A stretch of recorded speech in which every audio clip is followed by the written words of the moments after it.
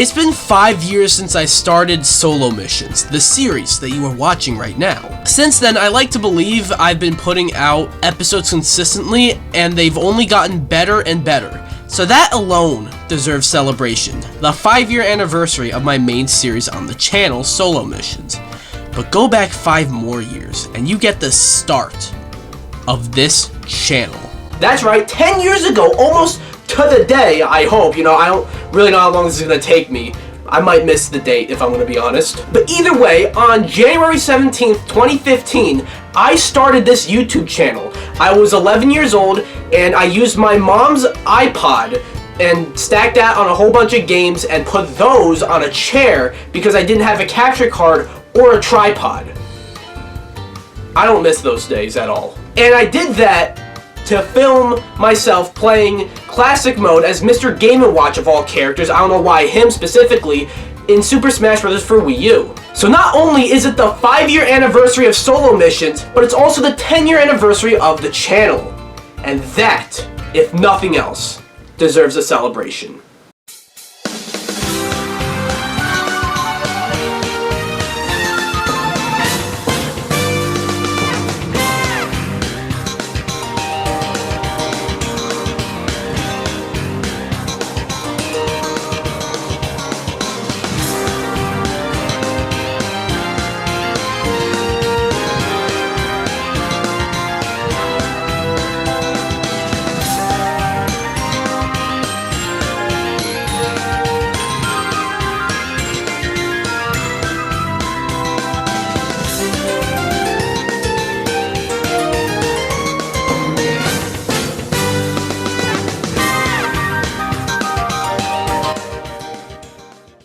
If you go on my channel and sort my uploads from earliest to newest, I'd say that for the first 7-ish years of the channel, the majority of content you'll see will be Smash content.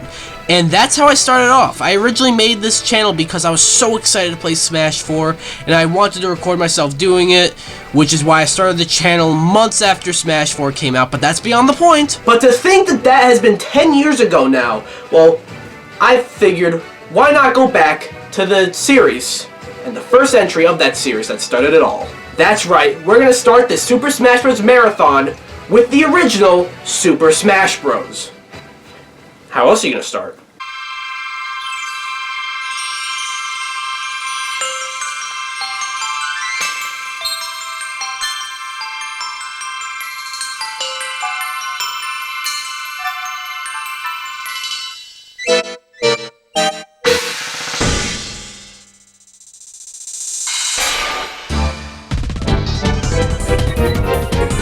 History was made.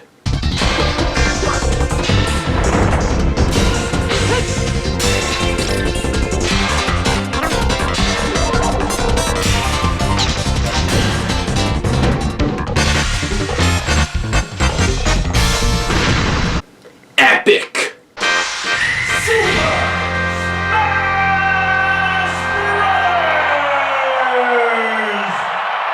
So yeah, this started the tradition of every Smash game having an intro. A cool little video to show you all the characters in the game, at least at the start. It's a nice way to hook you into playing the game and get you excited for Smash. So now I'm at the roster, and as you can tell, here are the 8 characters. We got Mario. Really? We got Donkey Kong, Link, Samus, Yoshi, Kirby, Fox, and Pikachu. These 8 characters are the original 8 of the series, and them along with the 4 unlockable characters would go on to come back in every single Super Smash Bros. Game. We're gonna keep this nice and simple. Let's play Mario. Of course you gotta love the announcer. So first up, I'm fighting Link.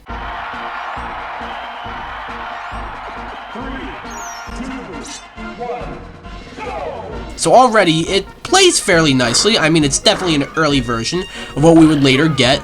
But for an N64 game, a console in which most of the games haven't aged too well, Smash 64, from a gameplay perspective, still holds up today. Okay, just beat Link, on to the next match. Mario versus Yoshi team. A 1v18? Oh god. You know, that sounds like it should be much worse, but in reality, these Yoshis die in like one hit, so it's pretty much just me beating up a horde of enemies. In this case, being Yoshis. So in case you couldn't tell, really, this is the main game mode I'm playing, and it's pretty much an arcade mode, like in most fighting games.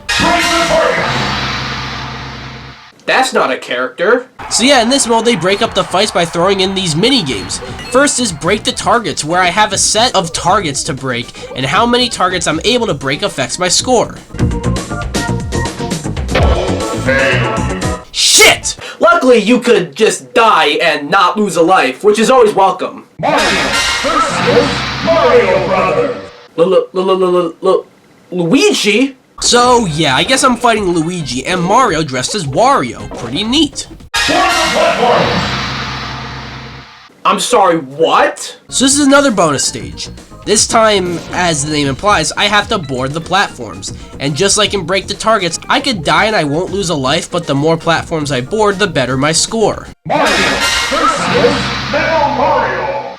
Oh shit! So yeah, Metal Mario is kind of like a mini-boss of sorts when playing Classic Mode, which I think is cool. This is really like where he first made his appearance. You see Metal Mario show up in like Mario Kart or other Mario spin-offs.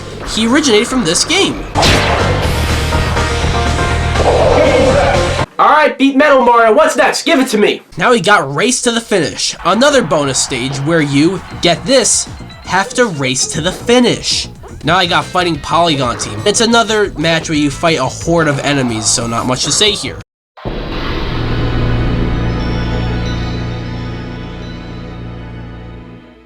Oh no! Hand! That's right, the final boss of Super Smash Bros.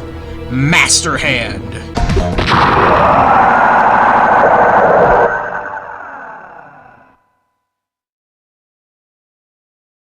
Easy clap.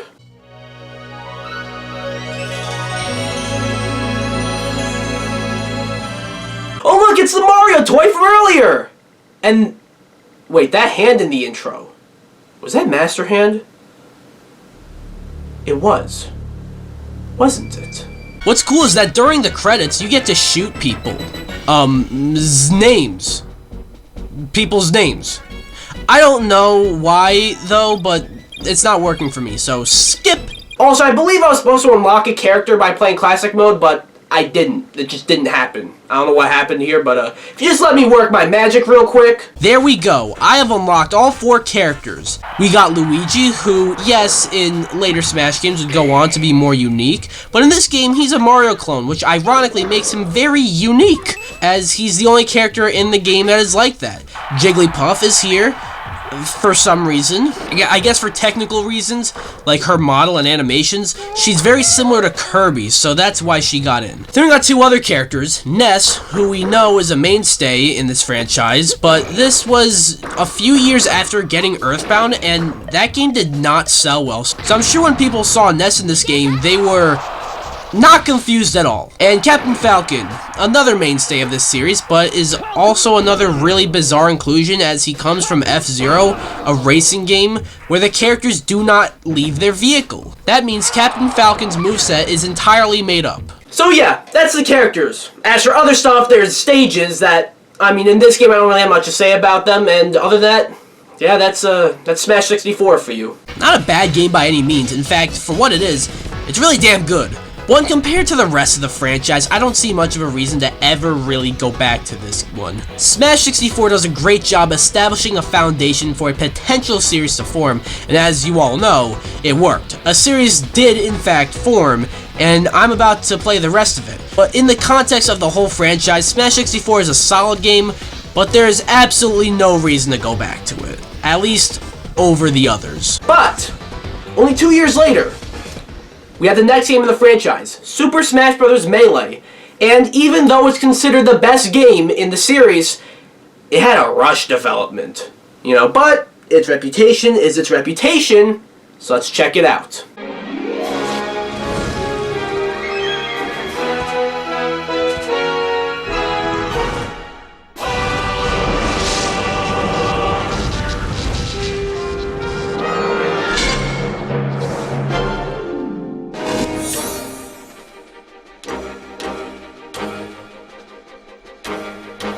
Now this is an epic intro. I mean, it shows every single character, at least in the base roster.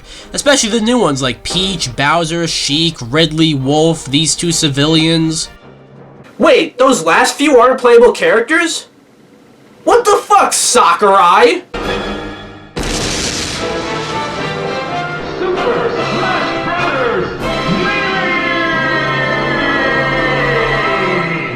Melee! Gotta love that announcer. Right off the bat, I gotta love the menu. Whether it be the music, the overall look, the fact that the C-Stick lets me do this, it's just awesome. So obviously, I gotta start off with a normal match. Look at our new characters. Bowser, Peach, Zelda, who can turn into Sheik by the way, and Ice Climbers.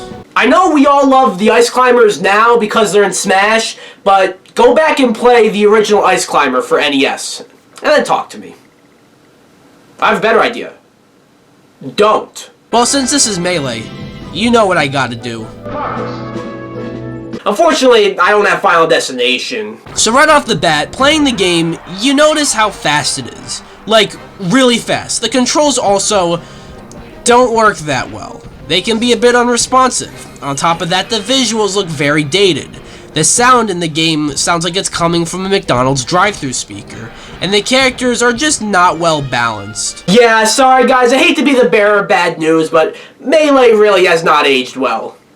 And it's opposite day. Ayo! Get fucked! No, where you going? No, don't click off. I wasn't completely joking. This game was rushed, so many gameplay elements are a little unfinished and even broken. But for a game that had the kind of rushed development it had, and from 2001, Super Smash Bros. Melee has held up remarkably. Okay, but I want to play Classic Mode, because that was like the main mode in the first game, and I would assume that's how you unlock most of the characters in this game, so let's try out Classic Mode. Versus Captain Falcon. Ready? Go!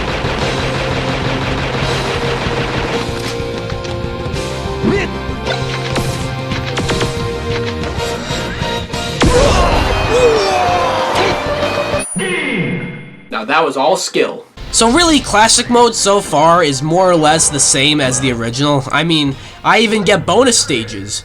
Break the Targets is back, but all skill. Another bonus stage is Trophy Tussle. Trophies are collectibles in this game that I'll get into a bit later, but this bonus stage has you hit trophies into the center, and if they land there, you unlock them. Alright, now I'm fighting everyone's favorite NES duo, the Ice Climbers, on everyone's favorite Smash stage, Icicle Mountain. And you know what? I actually like this stage. In the same way I like eating my own shit. Which is to say I fucking hate it. Not that I've eaten my own shit before. The fact of the matter is, this stage sucks. Race to the Finish is also back, but I can just do that. Now I fight a Metal Donkey Kong. It's kind of like how I fought Metal Mario, but this time, it's not just Mario. It can be Metal anyone. Alright, beat Metal DK, and now it's time for...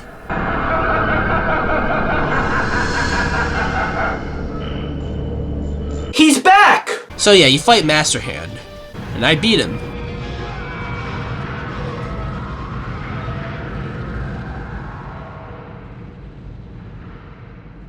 Not to mention, on higher difficulties, you actually fight Crazy Hand. That's cool.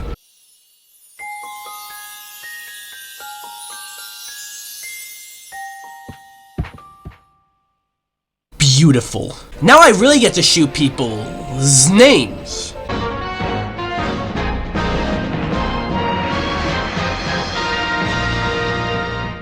Congratulations! Oh, stop. You didn't have to. Oh, shit. Alright, time to fight Puff.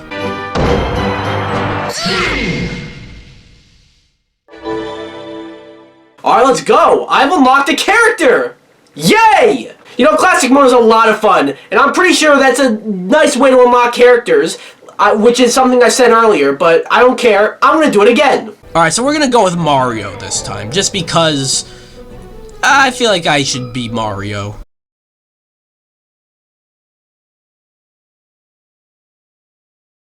Congratulations!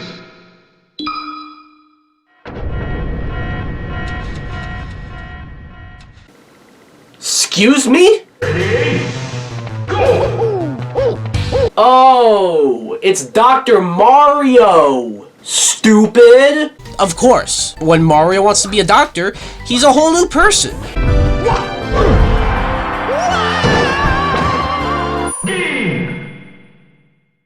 Dr. Mario is in the house. His prescriptions? KOs. Sounds like a very dangerous drug. Maybe it's like melatonin or something like that. I don't fucking know. Okay, so I just want to do some versus battles. I'll set it to one stock because reasons. I'll play with my shiny new toy in Dr. Mario. Looks like we're up against Ness. Alright, and we're in Jungle Japes. Alright, let's go.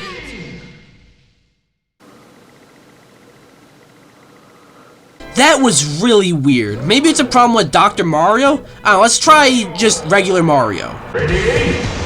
Go!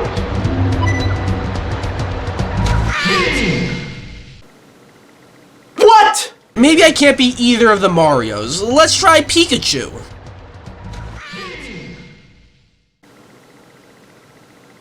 So as it turns out, if you fight Ness on Jungle Japes, he will always do this. He does one big jump, misses the ledge, and then dies. You can call me masochistic if you like, but this is really funny, so I'm just gonna do this with every character. Because why not?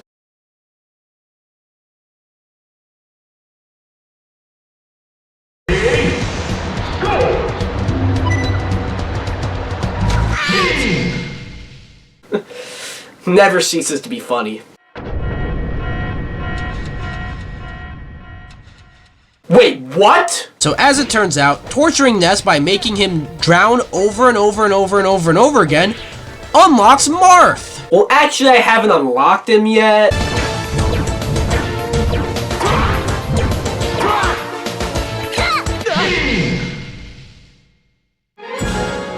Now I have! And okay, I hate to ruin the fun, but the way to unlock Marth is not doing what I just did. What you're actually supposed to do is win a normal versus match as every single character from the starting roster.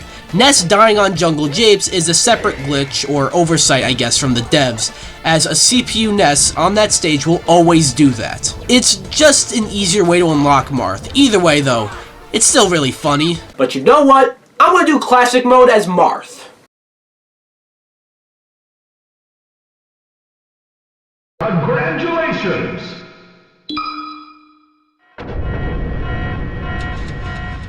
Another unlockable, huh? Alright, this time I'm fighting Roy!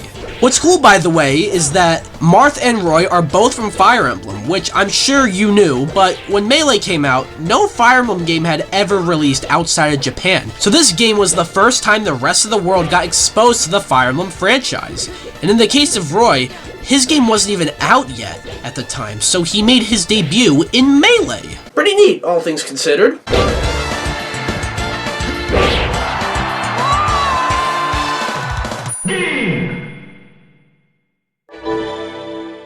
I did it! So I've played a lot of classic mode, but there is another mode under regular match. Which, when you think about it, why is that under regular match when it should be under normal versus matches? You know, it's the adventure mode, but regardless, this game has an adventure mode, and I'm gonna play it. So how this works is it's sort of a mix of classic mode while also taking some inspiration from the other series in this game. Like in the Mushroom Kingdom, for example. I'm fighting a bunch of Goombas and Koopas, so it's like Mario, but at the end, I fight a horde of Yoshis, and then continue with the level until I beat the level, but then have to fight Mario and Peach. Okay, beat them, now onto Congo Jungle, the Donkey Kong stage, where I fight two little Donkey Kongs.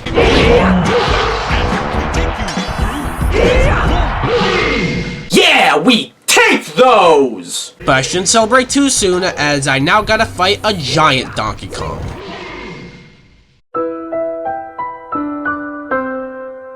How come all the funny stuff happens on Jungle Japes? The stage isn't even fun to fight on. Now we got the Zelda stage. The underground maze. It sure lives up to its namesake. You go through a maze until you find a room with the Triforce and then you fight Zelda. Then we got Brintstar, the Metroid stage. First you fight Samus. Then you basically play a remake of the opening of Super Metroid, where you jump onto each platform to escape. Pretty neat. All throughout, by the way, there will be trophies laying around. Be smart when you grab them, though, unlike me who almost ran out of time trying to get a trophy of the fan item. Now we got Green Greens, the Kirby stage. you fight Kirby, and then you fight more Kirbys, and then you fight Big Kirby! Figures Sakurai would make you fight Kirby the most. Now we got Corneria, where we fight Fox. But then... I found our prey. Stay clear. Get ready, everybody! I'm right behind you guys.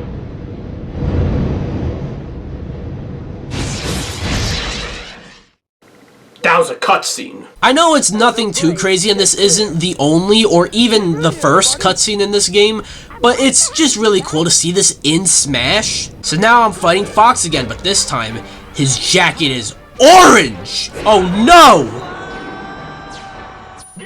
Now we're at Pokemon Stadium, fighting a bunch of Pikachus with a bunch of Pokeballs spawning. That's it really. F-Zero Grand Prix. How this one works is you are running around an F-Zero track, all the while a very competitive race is going on and you have to avoid the ships. It's honestly really cool, if a little basic. Oh yeah, and then you fight Captain Falcon. Now it's time for On It, where you fight 3 of Ness. Now it's time for Icicle Mountain, which I've already told you my opinion on earlier, so skip! Now I'm on Battlefield, with the Fighting Wireframes. They're like the Fighting Polygon team from the first game, not much to say here really, but then you fight Metal Mario. And lastly, Final Destination, where you fight Bowser. A little anticlimactic, but I think I accidentally selected one of the easier difficulties, because, really, on higher difficulties, you fight Giga Bowser, which is really cool. He's almost like the main villain of this game. You then get another trophy. This time, your character is doing a move, and you get to shoot names again. And that was the adventure mode. You know, it might have seemed like I kind of blew through it, but even though I don't have a whole lot to say about it, it's still neat, you know, and makes the game feel all the more like a crossover.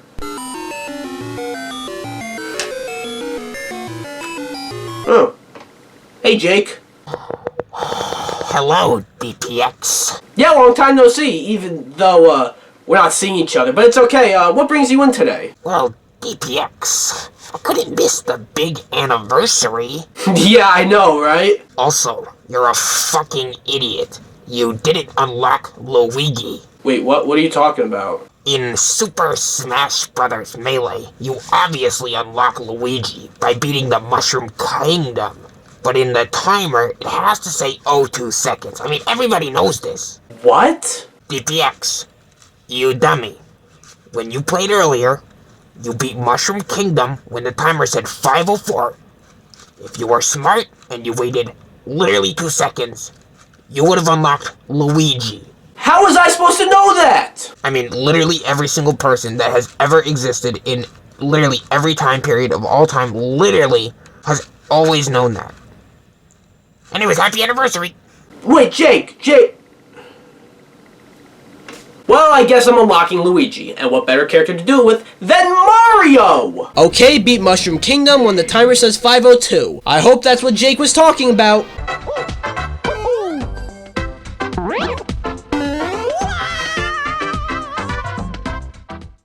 Okay.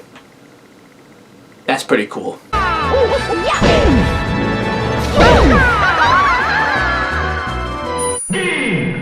Let's go! I just unlocked Luigi! Oh, did I not unlock him? Well, I guess I might as well just play through the rest of Adventure Mode again.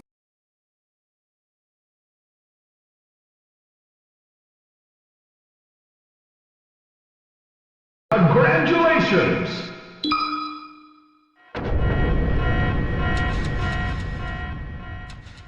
Oh shit, here we go!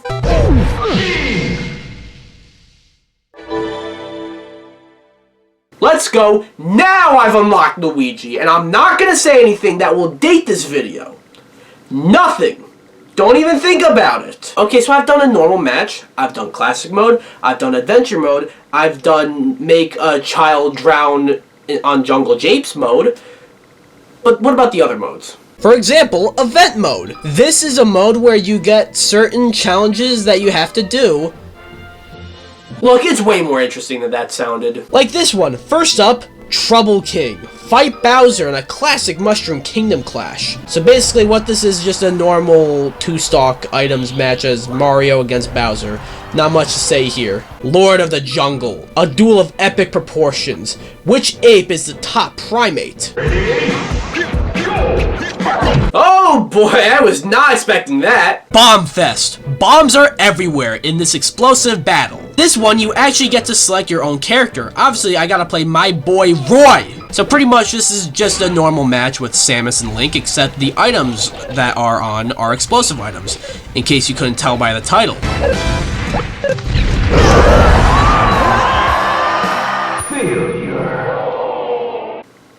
What? All three of us got star KO'd, but no, I had to die first. Fuck, dude. Hey guys, Editing DPX here, and I was very curious to see, like, how we all died.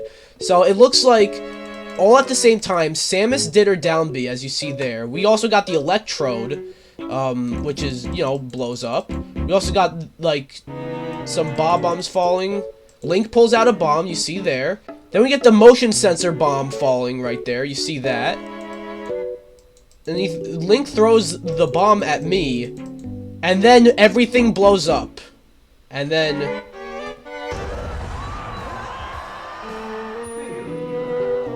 yeah, that happened. And my computer's being loud, my fucking luck. Alright, back to the video.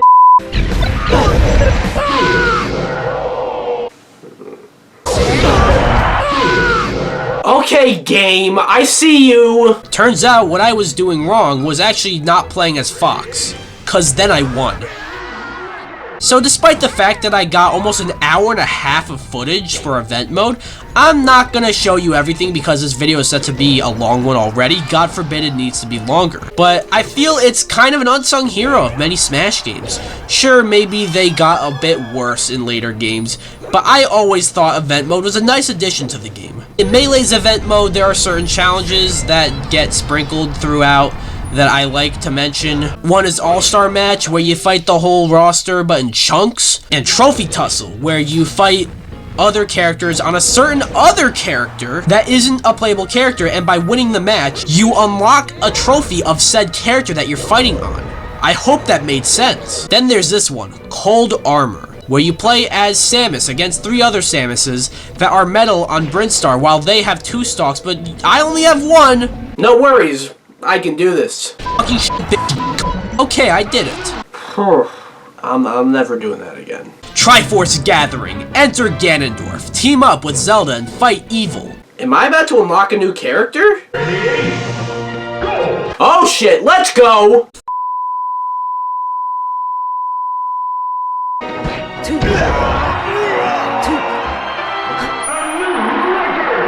That was way worse than the last match I just did. But I won! And it was all skill. You don't need to watch how Ganondorf got killed in that match. Don't pay attention to that. It was all skill. Oh, and then I have to fight him again. But that should not be an issue. You might notice something about Ganondorf, by the way. And that's that he's a clone of Captain Falcon. Which is bizarre. They are from 2 completely different games, and on top of that, Falcon's moveset is an original moveset, which means that Ganon's moveset is not at all faithful to the Zelda games. It doesn't fucking matter anyways, cause I've unlocked Ganondorf. Would you believe me if I said there are still more modes? Enter Stadium mode, which is really just 3 other modes. First up, Target Test. It's literally just the Target Test mode from Classic mode. It's pretty cool that they let you play this bonus game by itself, and it's a neat way to learn how every character plays, but not much else to say here. Home Run Contest. You have a character, a bat, and a sandbag. You need to hit the sandbag and see just how far he goes. The more damage you do, the further he will go. But don't be bad, like me.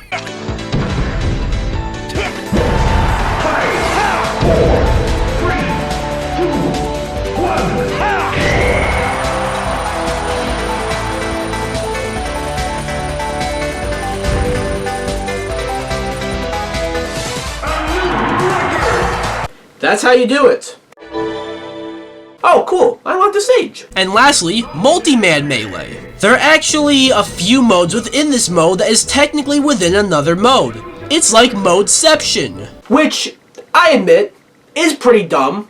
What are you gonna do about it? First up, there is 10-man melee. You fight 10 of the fighting wireframes. Remember them from earlier? The key to this mode is you play Donkey Kong and spam down B. I'm not even kidding. You're actually invincible if you do this. Then there is 100-man melee, which is the same thing, but instead of 10 wireframes, there's 100. You can still do this as DK, and you win.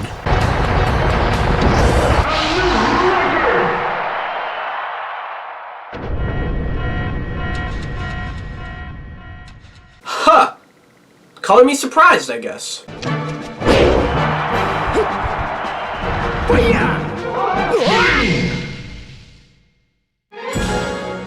All skill, baby. As for the rest of Multi-Man, there's 3-minute melee where you have to survive for 3 minutes while fighting the wireframes.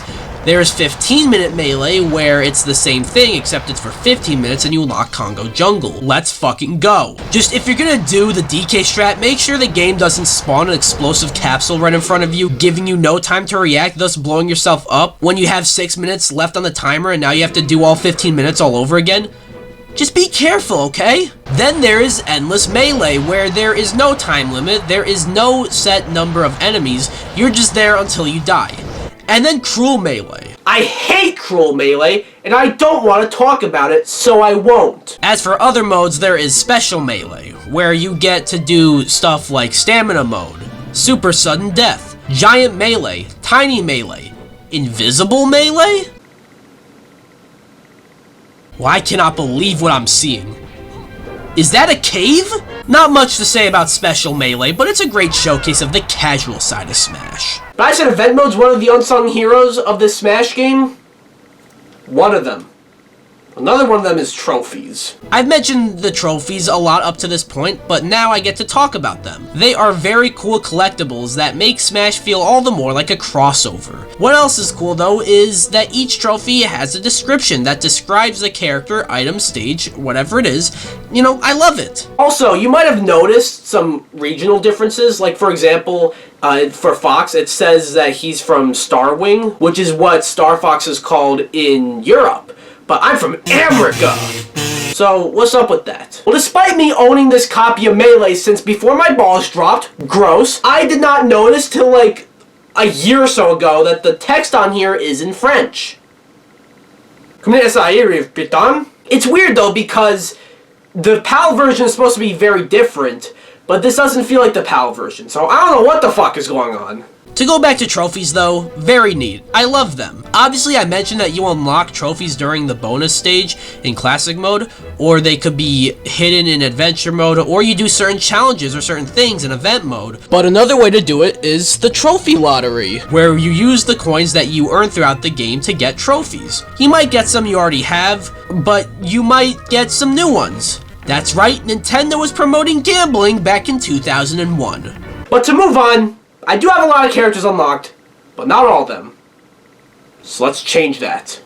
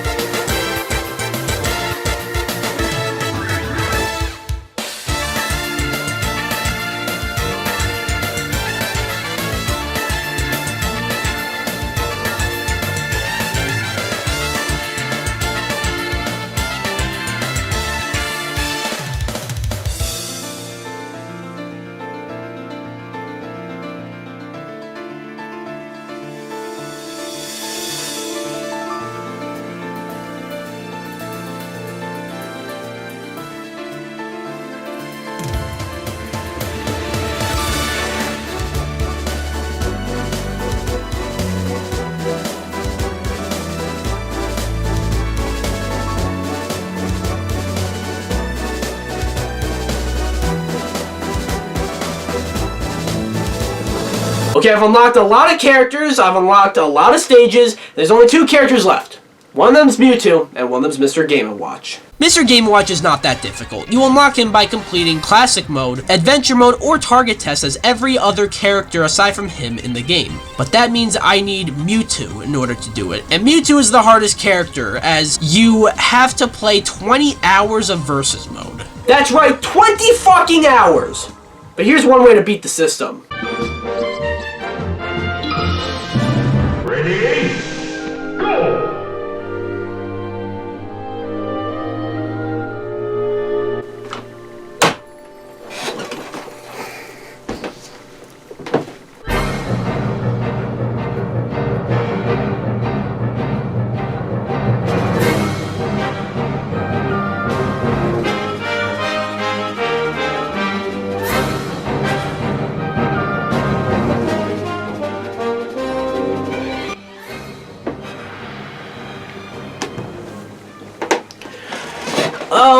Okay.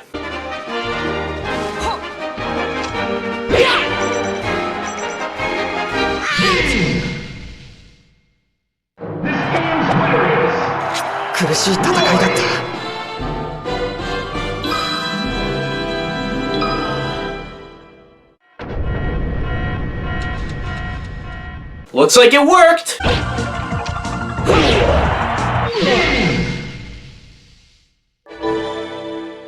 It paid off. Let's go!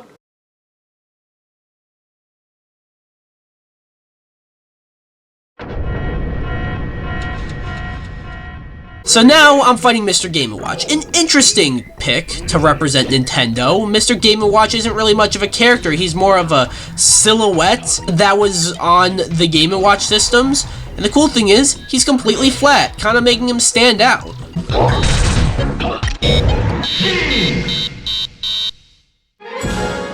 Well, I did it. Huh. So once you unlock all characters, you unlock All-Star Mode. All-Star Mode has you fighting the entire roster. The fights are broken up, and there is a resting area in between each fight where you have the option to heal. It's cool, and when you beat it, you unlock a trophy of the character you played as, but as an alternate color. It's pretty cool, and with that, that's everything there is to Melee. Well, not everything. There's still one more. You know what it is. The thing that has led Melee to staying relevant over 20 years later. Yeah. Talk about Daisy's third eye. Isn't that weird? In all seriousness, Super Smash Bros. Melee has a very noteworthy competitive scene. And sure, a lot of older Smash games still have competitive scenes today, like Smash 64 still has a competitive scene, but who really cares? But Melee is thriving, whether Nintendo likes that or not. But seriously, there are still huge tournaments for this game over 20 years later, with massive prize pools, huge presence on Twitch and YouTube. Many players are well known for playing this game, like Hungrybox, Armada, Mango, and more. And even other content creators like Ludwig, for example, got their start by playing this game competitively. Not to mention modders patching some issues with the game, inventing Slippy, which lets you play Melee online, and even added in Wolf from Star Fox as a new character. All this highlights the staying power of Super Smash Bros. Melee. What are my thoughts on the game? Well, it's a masterpiece. Super Smash Bros. Melee, I don't know about fine wine, but it has aged like a very good bottle of wine. Fuck it, I'll just say fine wine. Let's not make this complicated. But this takes Smash 64, a very good start for the series, and just makes it better. More characters, more stages, more modes, and gameplay that has landed so well with people. The game is still thriving competitively today. Hell, there are even some mechanics I didn't even mention, like wave dashing, and directional air dodging, and dash dancing, that has gone over really well with the community. Some people will tell you that this game is the best game in the Smash series, and while I can't quite agree for certain reasons, I will not argue. Super Smash Bros. Melee is a masterpiece that has stood the test of time. But now, it's time to move on from Super Smash Bros. Melee to Super Smash Bros. Brawl.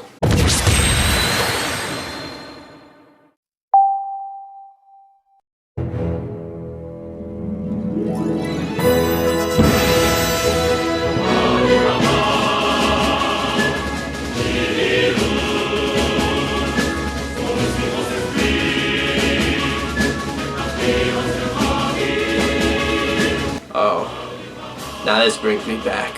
I don't want to play the whole thing, but without me editing at all, you would just get me basking in the glory that is the intro to Super Smash Bros. Brawl. So I'll let you bask in it for a few seconds.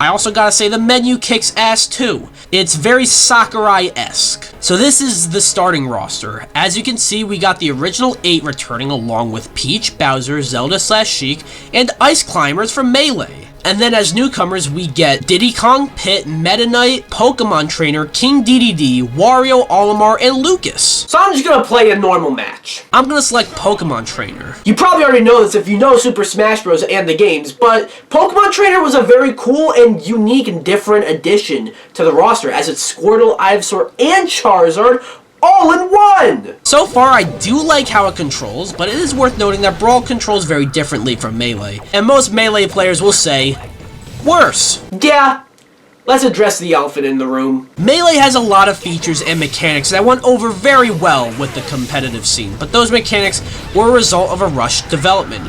In response, Super Smash Bros. Brawl was designed to be as anti-competitive as possible. Melee was all fast and flashy. Brawl, while still flashy, is a lot slower and also very floaty. Melee had stuff like wave dashing, dash dancing, and directional air dodging, as I mentioned a bit earlier. Brawl doesn't really have any of that. And also, tripping. Your character will randomly trip over absolutely nothing. It's annoying, frustrating, stupid, and I mean it when I say the single dumbest thing ever implemented in the Smash franchise. Now, I'm not saying I hate the gameplay of Brawl, I'm just pointing out the differences in gameplay between Melee and Brawl, and the issues that people have with it.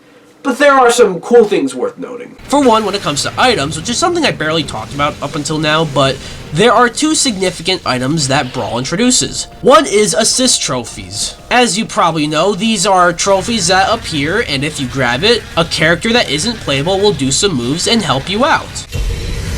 What do they do to him? But seriously, assist trophies, cool way to include some characters that maybe otherwise wouldn't have been in the game, no matter how heartbreaking they could be. The other new item worth noting is the Smash Ball, which enables the final smash. It's like the super move, which I think is cool. Apparently both the final smashes and the assist trophy were planned before Brawl, but couldn't work due to hardware limitations, so it's great that they are finally here. Now that I went over some of that stuff, let's try out some of the modes. Of course, Classic Mode. I'm playing as Ike. And let's go. Yeah, I guess it's similar to 64s and Melees, but it seems a bit different. You do normal matches, but it feels random. You'll get a mix of normal 1v1s, team matches, horde matches, as I'll call them, giant matches, along with 2 levels of target test, and then a regular match with 3 other CPUs with items on and everything, and then fight Master Hand. There really isn't much to say about Classic Mode and Brawl. I've always loved this mode, but what you see, here's what you get.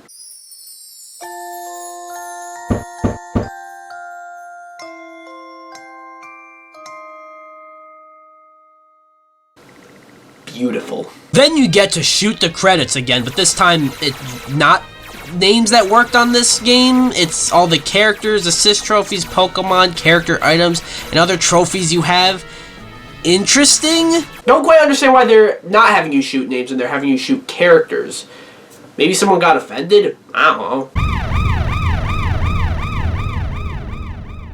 Oh my god! It can't be! It's Herbert Hoover! 3, 2, 1, go! Oh, well, close enough. Okay, I've unlocked Luigi. So just like Melee, Brawl has a lot of the same modes introduced in Melee. First up, Event Mode. Not much to say here, they are very similar. It starts with, you're gonna play as Mario and fight Bowser and DDD, and then you're gonna play as Fox and use your Landmaster. Remember the fucking Landmaster? To other difficult matches. The All-Star matches are back, which is cool. What else is cool is, unlike in Melee, you actually get to select a difficulty for the event match. Melee didn't have this. That game's event matches just got harder and harder, so this is a welcome feature. Other than that, though, I like event mode, but yeah, no, not much else to say. Next up, Stadium. First in Stadium, Target Test. And wow, what a downgrade. In the previous games, every character had their own stage for Target Test. It was a cool way to learn how each character plays. But I guess because the roster just keeps on growing, making full-on levels for each character might be a bit much, so every character has the same stage, it just differs based on difficulty. The problem is, in Melee for example, there was some skill and strategy where it's like, okay, I'm this character, this is my moveset, these are the targets, I gotta break them in ways that only my character can. Now it's just like, I don't fucking know, just break the targets, see if I give a shit, goodbye, fuck you. Yeah, I know we missed Target Test or Break the Targets or Target Smash or whatever the fuck it's called, but if it was just gonna be more like this, I think we're good without it. Home Run Contest, I mean, it's the same thing as Melee. I really don't have anything else to say.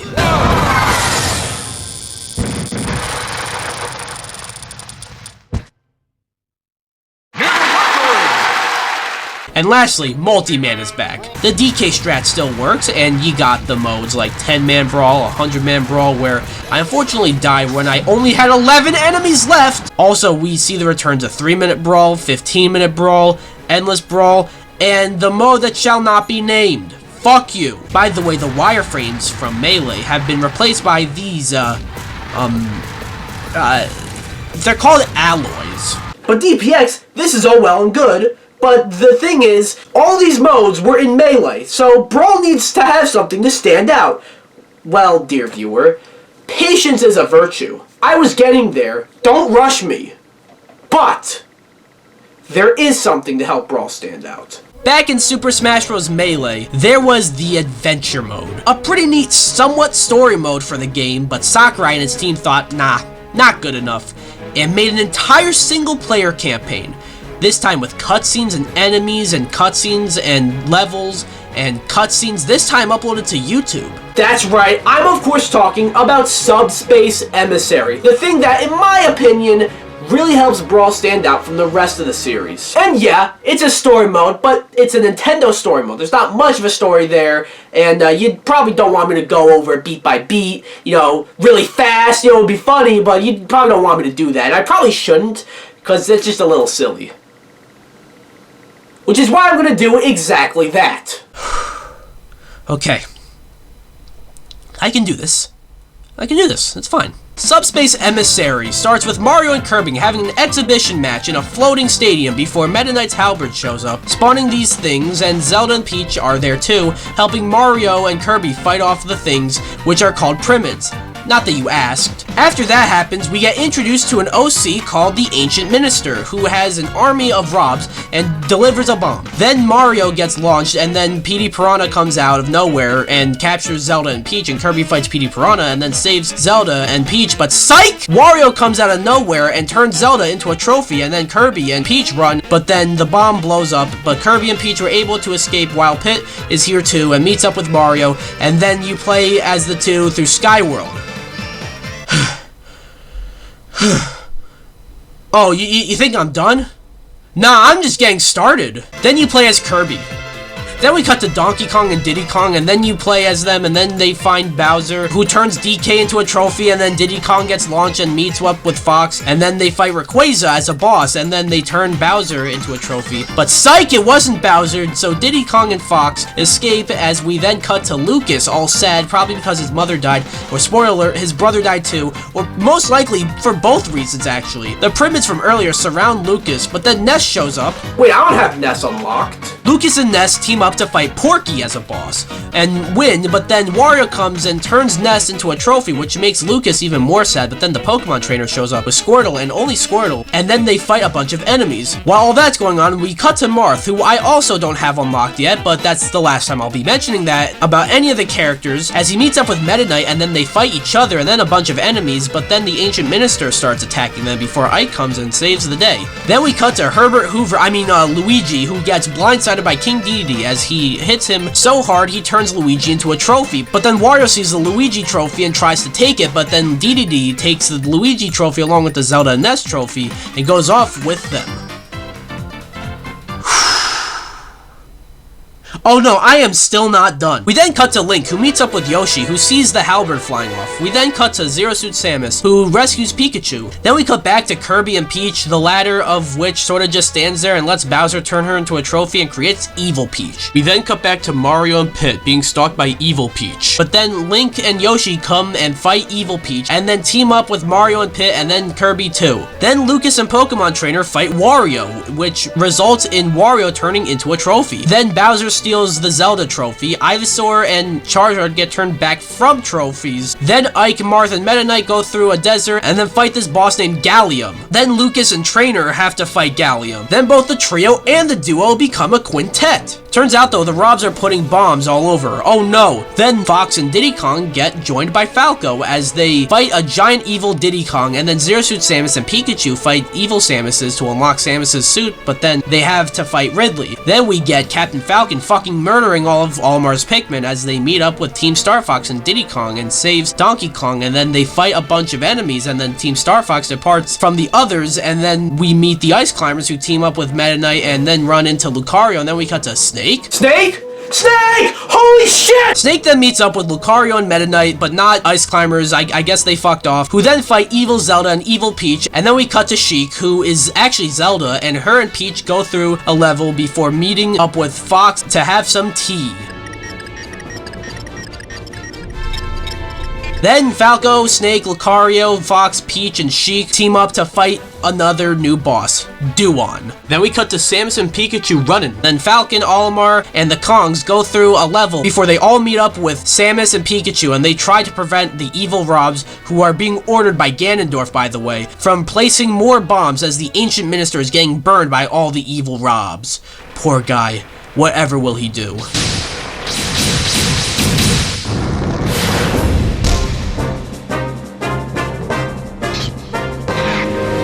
Remember in Avengers Endgame where Captain America finally lifts Thor's hammer? That moment ain't got shit on this. Rob and Samus and Pikachu and Captain Falcon and Donkey Kong and Diddy Kong and Olimar team up to fight a bunch of enemies. Then they fight Meta Ridley. Then a big dog fight ensues, and we then cut to subspace itself. Yeah, and then Ganondorf turns Bowser into a trophy, and he's answering to Master Hand, but Master Hand gets killed by the main villain of the story, Taboo. Everyone is turned back into a trophy, and then Luigi, Ness, and DDD go through subspace, and then save Bowser, and then Kirby goes through subspace, and then some other shit happens, and now it's time for the Great Maze. And that is all the time I'll be giving to the Great Maze because it's the worst part of this game. Then Taboo is about to do a big super strong attack, but then a blue dash comes out of nowhere and it's Sonic? Oh my god! Holy fucking shit, oh my god! And now you get to select characters to fight Taboo, the final boss, and then you beat him. Everything is back to normal and you get an unskippable credit sequence where the main theme's lyrics get translated to English. That's a nice touch. What? Oh, you thought just because the credits rolled that means subspace is over? Nah, there are still 3 more characters I have to unlock. First, you basically have to replay the entirety of the level, the swamp, and find a floating door towards the end to unlock Jigglypuff. Then you have to go to the forest and find a floating door towards the start of the stage. Thank God the start of the stage, and you unlock Toon Link. Then you go through the ruins again, where you get on a descending platform where there is another floating door which lets you unlock my boy Wolf. And now,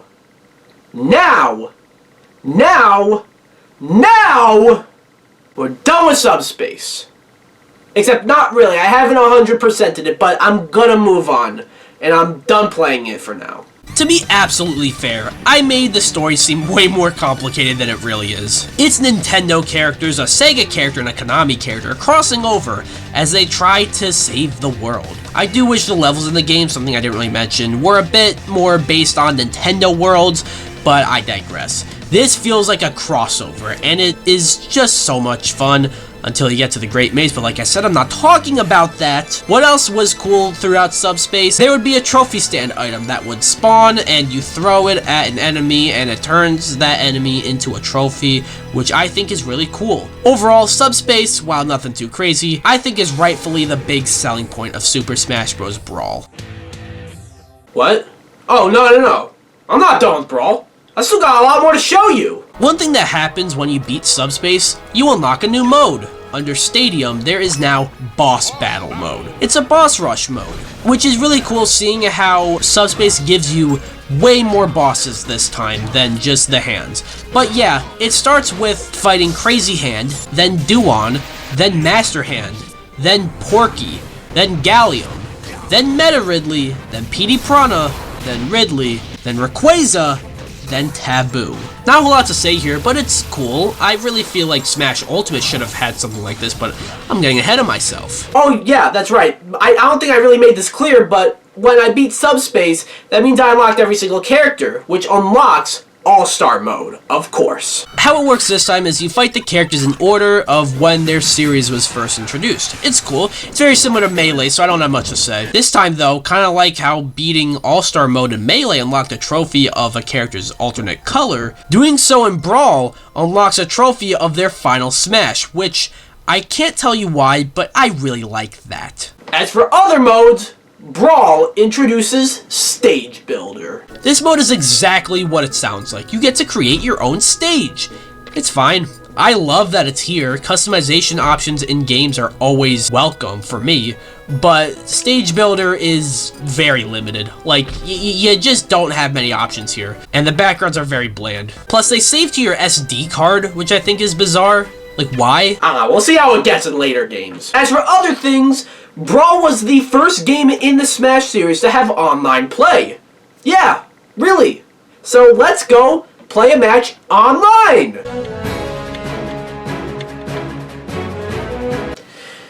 What was I expecting? This is a Wii game from 2008. I don't remember playing online that much in Brawl, but the few times I played, it was rough. Rough connections, limited options, and let's not forget, this was the early days of Nintendo trying out online. As for other things in Brawl, trophies come back. Never a whole lot to say about trophies, but I always love this part of the museum for Smash, if you will. But looking at these models, you notice the aesthetic of the game, looking all realistic, and not in the best way. There's only one explanation I can think of for that. Snake. Snake? Snake! I feel like in order to make Snake, a former spy, operations manager, and mercenary, fit into a game with Mario and Kirby and Olimar, they had to change the aesthetic of the game a bit. Not that it looks bad, in fact, I actually remember thinking this game looked really good back in the day, but I just thought it was worth mentioning. Sorry, I got distracted, because I was talking about trophies originally, and more on that, there's more to just looking at them in the gallery. Kinda like how in Melee you have the trophy lottery, in Brawl you get a coin launcher. Throughout playing the game, you collect these in-game coins, and you can use them in Coin Launcher to unlock trophies. Again, not much to say here, but little things like this can go a long way. But Brawl does not just have trophies. It's the only game in the series that has collectible characters aside from trophies. Those are called stickers. Trophies are fully rendered models of characters on a stand, but stickers are just PNGs of characters or things. Not a whole lot to say about it, but it's pretty cool to sort through all these. You can even go to your album and take screenshots. Oh yeah, that's another thing you can do in this game. Unless I somehow missed it in previous games, Super Smash Bros. Brawl is the first in the series that lets you take screenshots of matches. Pretty neat. This is the default one that comes with the game. Do I even want to know? In addition to screenshots, you can save replays of matches, pretty neat.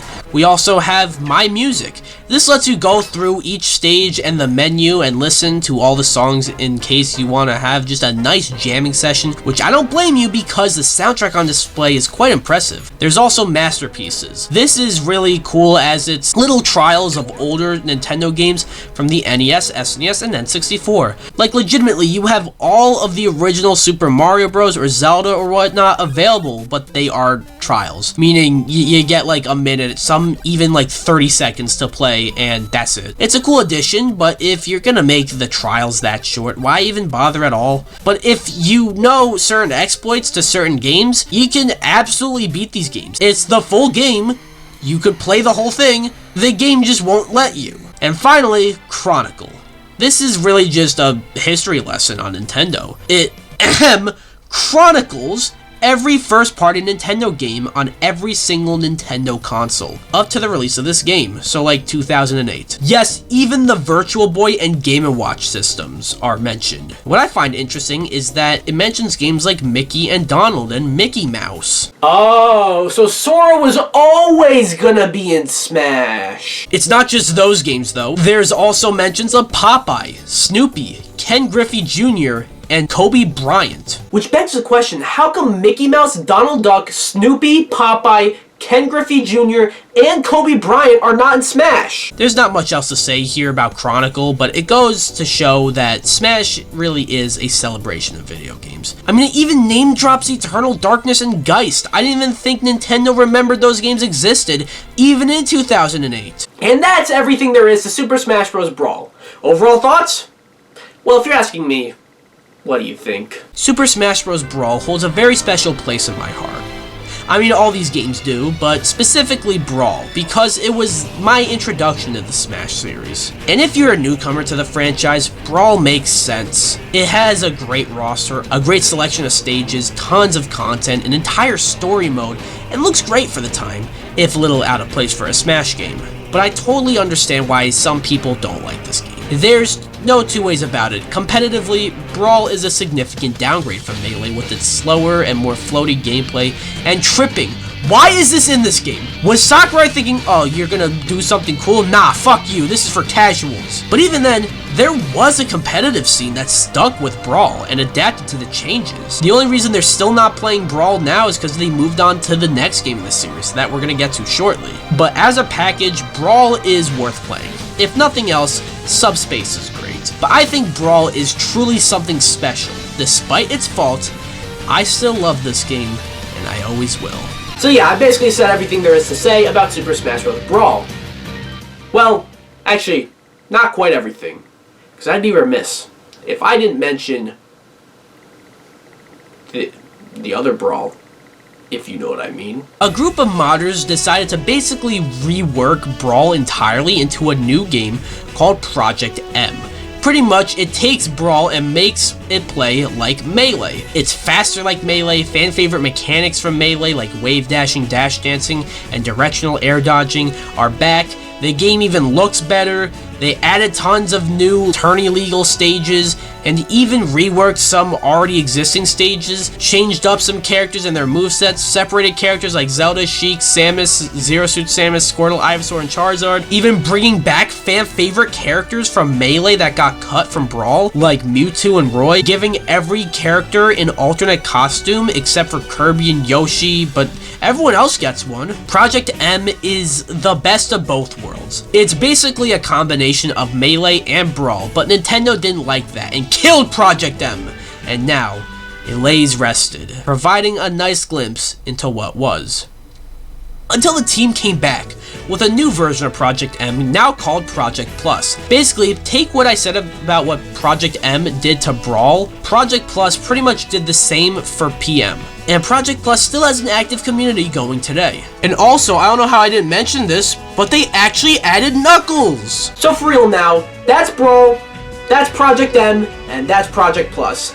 And, you know, I'm not gonna play the mods in this video, but this is an ongoing series where I just cover stuff. Cover games, usually, you know? So, maybe that will come up later. But now, it's time for Smash 4.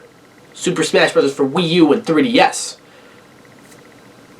But I think this needs some context. For years, many people pondered the question, what if they made Super Smash Bros. Portable? They wondered if it would work on Game Boy Advance or DS, but to no avail. But then, at E3 2011, the late great Satoru Iwata said this. We were discussing which platform his next game should be developed for Nintendo 3DS or Wii U.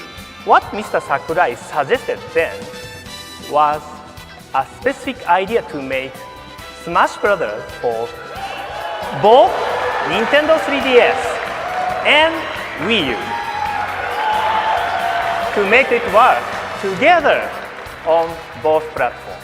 That's right, the next Smash game wasn't just gonna be a Smash game. It was gonna be 2 Smash games. Years went by, speculation upon speculation without any new updates. It was never actually outright confirmed to be coming to both the Wii U and 3DS. Iwata was just putting out the idea, but then E3 2013 came around, and we got this trailer.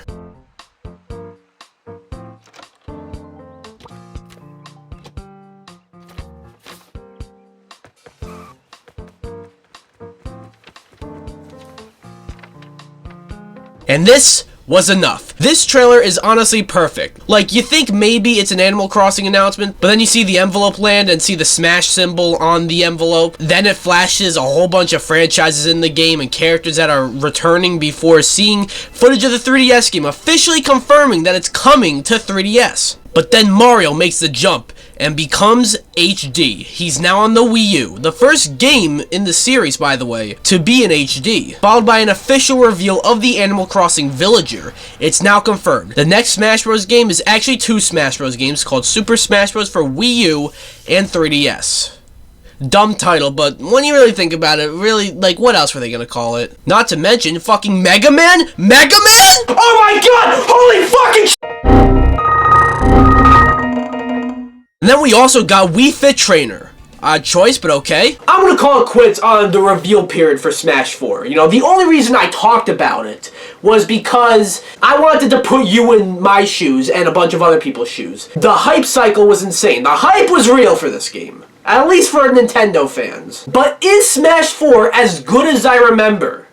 And better question, did it live up to the hype? Well, we're gonna find out. And I'm finally gonna replay Smash 4. The game that, you know, gave me the reason to start this whole channel 10 years ago. You can almost say this part of the video is 10 years in the making. But by it being 2 games, this is a very weird, like, I don't really know how to do this. It's gonna be weird, but just bear with me.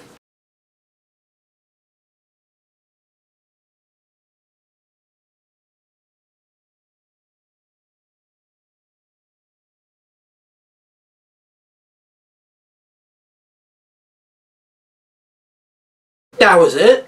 That was the intro for the 3DS version. Well, let's see what the Wii U version has.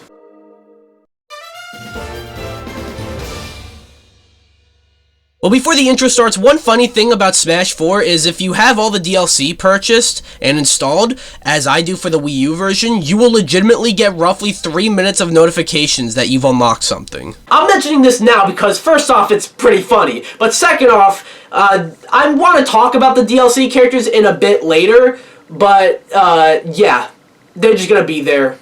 Deal with it. Let's see Smash for Wii U's intro.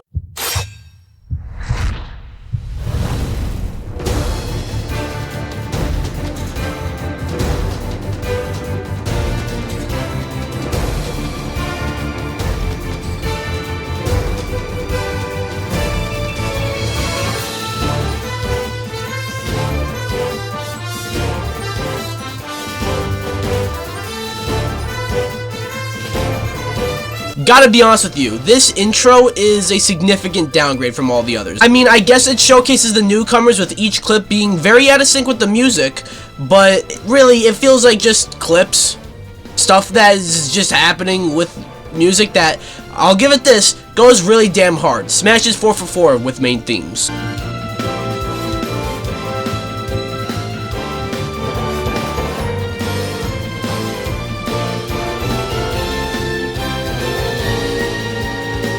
At the very least, it's better than Smash 3DS's intro. Alright, well, here's the menu for the Wii U version. And here's the menu for the 3DS version. Psych! Gotcha! They're the same thing! Obviously, and what else they have in common, they're both bad! I mean, look at this. Smash, okay, makes sense. Online, sure. Games and more, I'll let it slide. But what the fuck is Challenges doing in the main menu? That was like in the Vault and Brawl. And why is Smash Run on the 3DS and Smash Tour on the Wii U not in Games and More despite them being other game modes? Oh, don't worry, we'll get to those later. It's not a deal breaker by any means, and I'm definitely not original for this, but wow, the menu for Smash 4 is bad. Even when you go to Games and More, it's really just other modes and everything else, like settings, tips, all that stuff, but classic mode and all-star mode are there too, with the settings, it's just weird. However, I will give the Wii U version this. The background is pretty sick with all the silhouettes of the characters in the game. I really like that, but I don't think it's enough to save the menu. Also, fun fact about not just the Smash games, but all of Sakurai's games is that the menus are designed by Sakurai's wife. Guess this was just a bad day in the office for her, but I have to move on because I haven't even started playing the game yet. Clicking on Smash on the Wii U version, one of the options you will see is 8-player Smash. That's right, Super Smash Bros. For Wii U was the first game in the series that allowed for 8 whole players. That's actually insane. I don't even know of that many games that can do that locally, you know, or online. I'll have more to say about that later, though. First, I'm actually going to play a match on the 3DS version. Here's the roster, and wow, so many characters that were always unlockable in previous games are just here at the start. Characters like Luigi, Marth, Lucario, Toon Link, Sonic, and then the Wii U version, right off the bat, gives you Jigglypuff, Ness, Ganondorf, and newcomer Bowser Jr., despite them all being unlockable in the 3DS version. That's honestly unfortunate, because I always had so much fun unlocking the characters in the Smash games, but I digress. This game gives us newcomers like Rosalina and Luma, Little Mac, Palutena, Robin, Greninja, amongst others as well. One of them being Shulk, who I for some reason mained back in the day.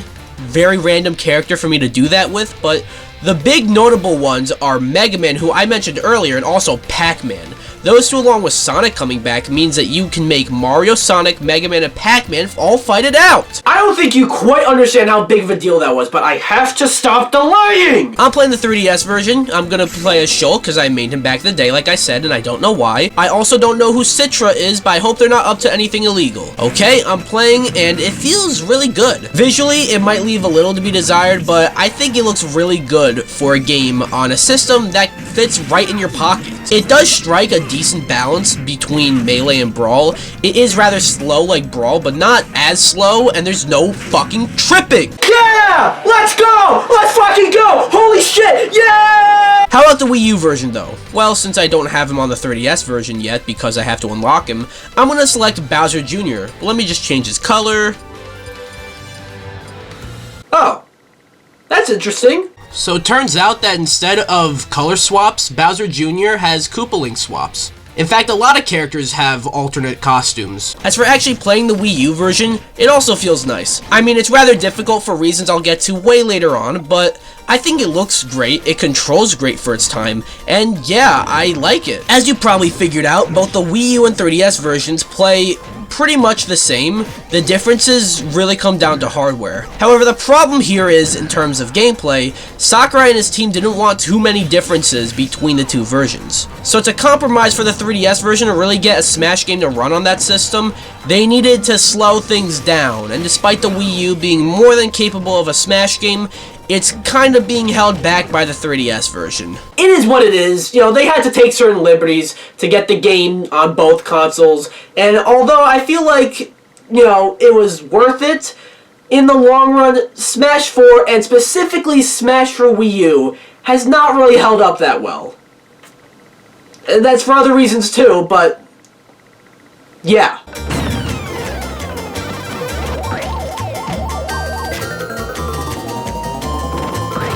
Let's check out Classic Mode though, see what the differences between the two versions of the mode may be. So starting with the Wii U version, I'm going to play as my boy Roy, or our boy Roy. Roy's our boy! Roy's our boy! Roy's our boy! Now, unlike the other games in the series, selecting difficulty works very differently in this game, as you have a scale from 0 to 9.9 intensity. The higher the difficulty, the better the prizes. The only thing stopping you from going the highest difficulty setting, aside from, you know, skill issues, is money. In-game money. I don't have enough coins to go higher. Which maybe you could say is a skill issue. But I did just start playing the game, so shut up.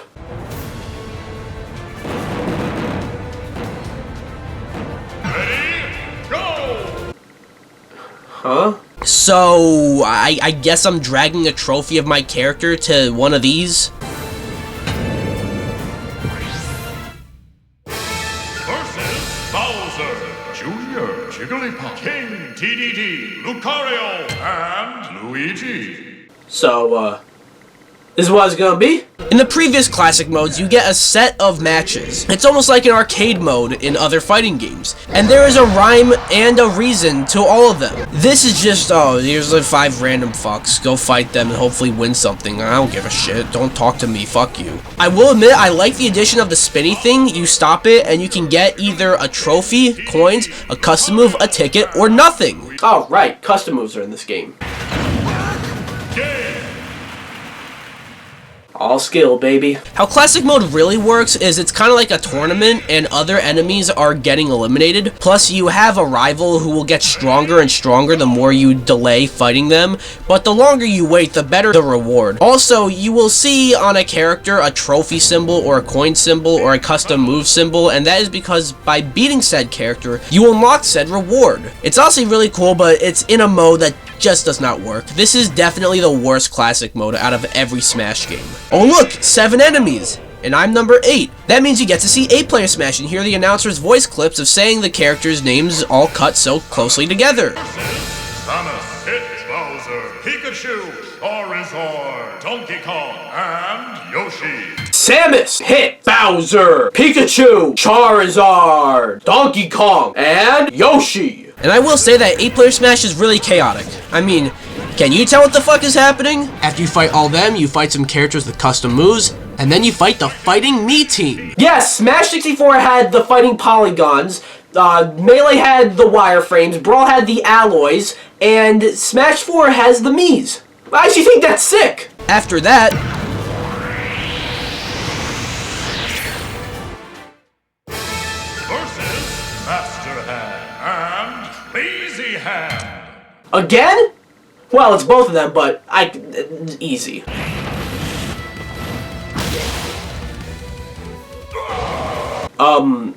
That's it? That's all she wrote?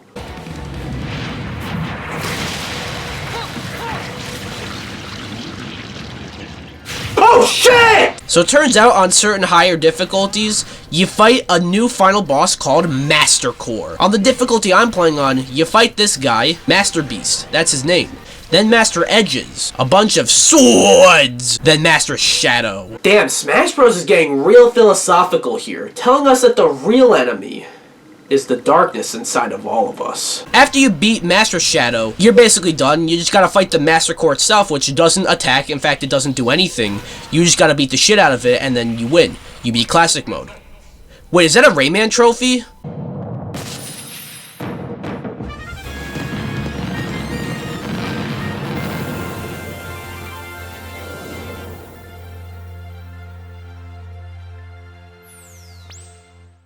Never gets old. So now, as for the credits, you're back to names, but this time, instead of shooting them, you fight them. And the more you fight them, the more of a photo you reveal. Pretty neat. So that was Classic Mode, for the Wii U version that is. Definitely the worst of the series, but honestly Master Core might just make it worth it.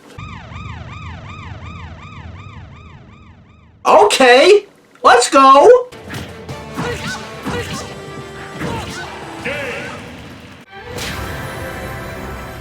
Alright, I just unlocked Lucina, but now let's see the 3DS's Classic Mode. Is it better than the Wii U version? Yes! In Classic Mode on the 3DS, you have 3 paths you can take, each one being a specific type of fight. You can do a 1v1, a team battle, giant battle, metal battle, and then horde battle, either the Fighting Mii team or a team of other characters, and then the hands, which turn into Master Core. Honestly, I feel this Classic Mode is definitely better than the Wii U's. I mean, I feel it's still a downgrade from Melee and Brawl, as it's just matches and there's no bonus minigames or anything like that, but there's a rhyme and reason to all the fights.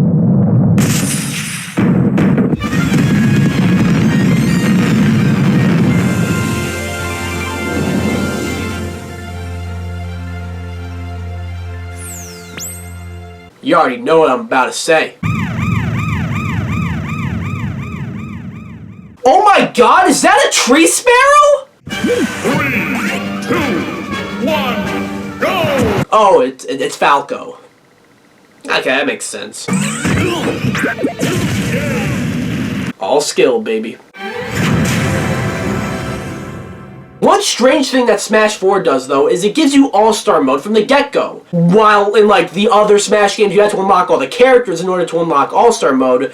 So that's a little odd, but either way, let's go check out All-Star Mode, now that we can. Okay, to be honest, I've always liked All-Star Mode, but there's not a whole lot to it. In certain chunks, you fight the whole roster. For the 3DS version, you fight every character from oldest to newest. You start with characters that were introduced between 1980 to 1984, all the way up to characters introduced between 2007 and 2013. And when you beat it, you unlock a trophy of an alt of the character you play as. Neat! In the Wii U version, it's basically the same thing except it's flipped. So instead of starting with characters like Pac-Man, Mario, and Donkey Kong, you're starting with characters like Greninja, Robin, and Shulk, working your way to the older characters. Either version, I like it a lot, because it shows you how Nintendo and these franchises evolved over the years. Or going back? I don't know, still cool. When you beat All-Star Mode on the Wii U version, you unlock a trophy of your character's final smash just like in Brawl. Awesome. Another character! And wouldn't you know, it's Dark Pit, who's in this game, for some reason.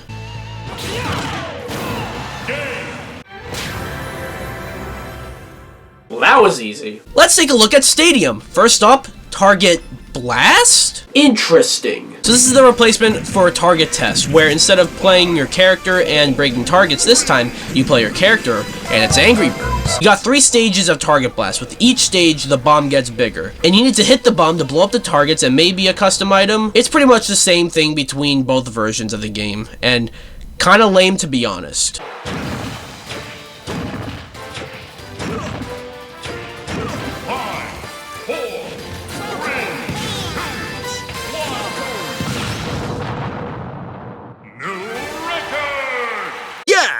Home Run Contest makes a return. Not much to say really, it's the same as it's been since Melee, but I always liked this mode. Now we got Multi-Man Smash. First it was Multi-Man Melee, then Multi-Man Brawl, and now just Multi-Man Smash. And it's the same as it's always been. 10-man Smash, do the DK strat. 100-man Smash, do the DK strat. And on both the Wii U and 3DS versions, you unlock Wario.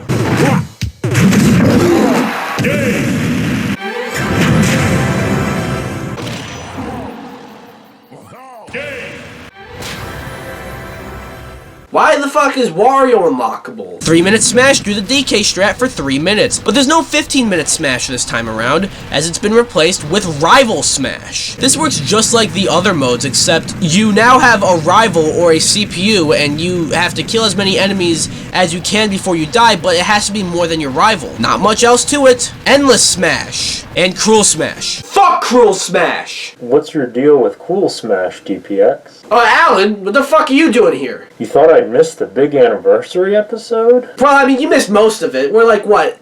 I've been going for an hour and 17 minutes now? So, yeah, you missed most of it. Question, DPX. Do you want to be known as a pussy? No! Do you want to be known as an ass? Well, you're one to talk. I'm a fucking mantar! Right, and no, I don't want to be known as an ass. Okay, cool. Then play Cruel Smash. Oh yeah? No, why don't you go fucking play it then? Oh, me? No. I don't have time. I have to go RKO an English teacher. Okay, well, it's good to see that some things never change. But he's right. I don't want to be seen as a pussy. So I'm gonna play Cruel Smash. Go!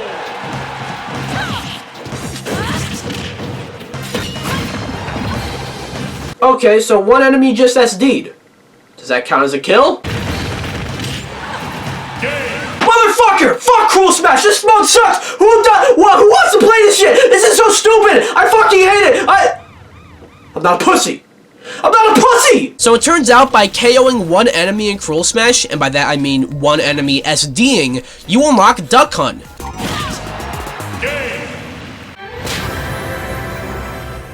Next up, Event Mode is back, yet again. This works a little differently from the previous games where it's not really a series of events you do. It starts with one match. Once you beat that, you unlock multiple paths that unlock other matches. And when you unlock more characters, going back to Event Mode actually unlocks more routes, which I think is pretty neat. There will also be like a symbol for like a trophy, custom part ticket, or gold, where if you beat a certain event and unlock a path, you also unlock that collectible, which for me, gives me an incentive to keep playing. Not much else to say about Event Mode. It is more or less the same as the previous games, but I had quite a lot of fun with it this time. But I mentioned a few times now that you collect tickets as like these collectibles, you know, but what are those tickets used for? Well, the Wii U version has a new mode called Special Orders. Special Orders is actually 2 modes. First up, Master Orders. How this works is you select a ticket, and each ticket is a match ranging from very easy to intense. And they cost you a certain amount of coins, but they come with a reward. Also, I'm big.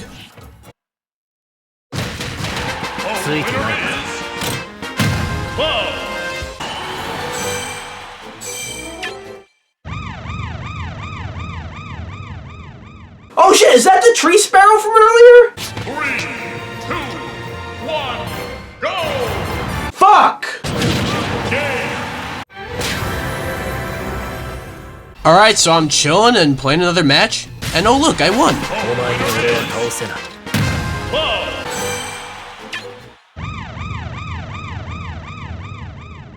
So this mode unlocks 2 characters. So turns out Dr. Mario is back. The first character in the whole series to be cut from one game, but come back in the next. And I remember at the time, with all the speculation of who's gonna be on the roster, Dr. Mario was one of the characters from Melee that got cut from Brawl that nobody was asking for, and he's the one who comes back. Great! Then we got Crazy Orders, where you can either spend coins or a Crazy Orders pass. That's the ticket from earlier! In this mode, there's a bit more of a risk. It's similar to Master Orders, but this time, the damage you receive throughout the matches carry over to the next match, although it heals a little bit. Throughout, you collect certain rewards, and then once you are ready to do it, you fight Crazy Hand. If you lose at any point, you lose all your rewards. Nintendo promoting gambling! I don't mind Special Orders, you know, this mode could be fun, but at the end of the day, you're just playing more Smash. All this mode really boils down to is just a bunch of Smash battles. Look, it's cool that it's here, but Special Orders is not really that memorable. What were we talking about again? But now, I think it's time to just unlock all the characters, you know? And I don't just have to do this with one Smash game. I have to do it for 2.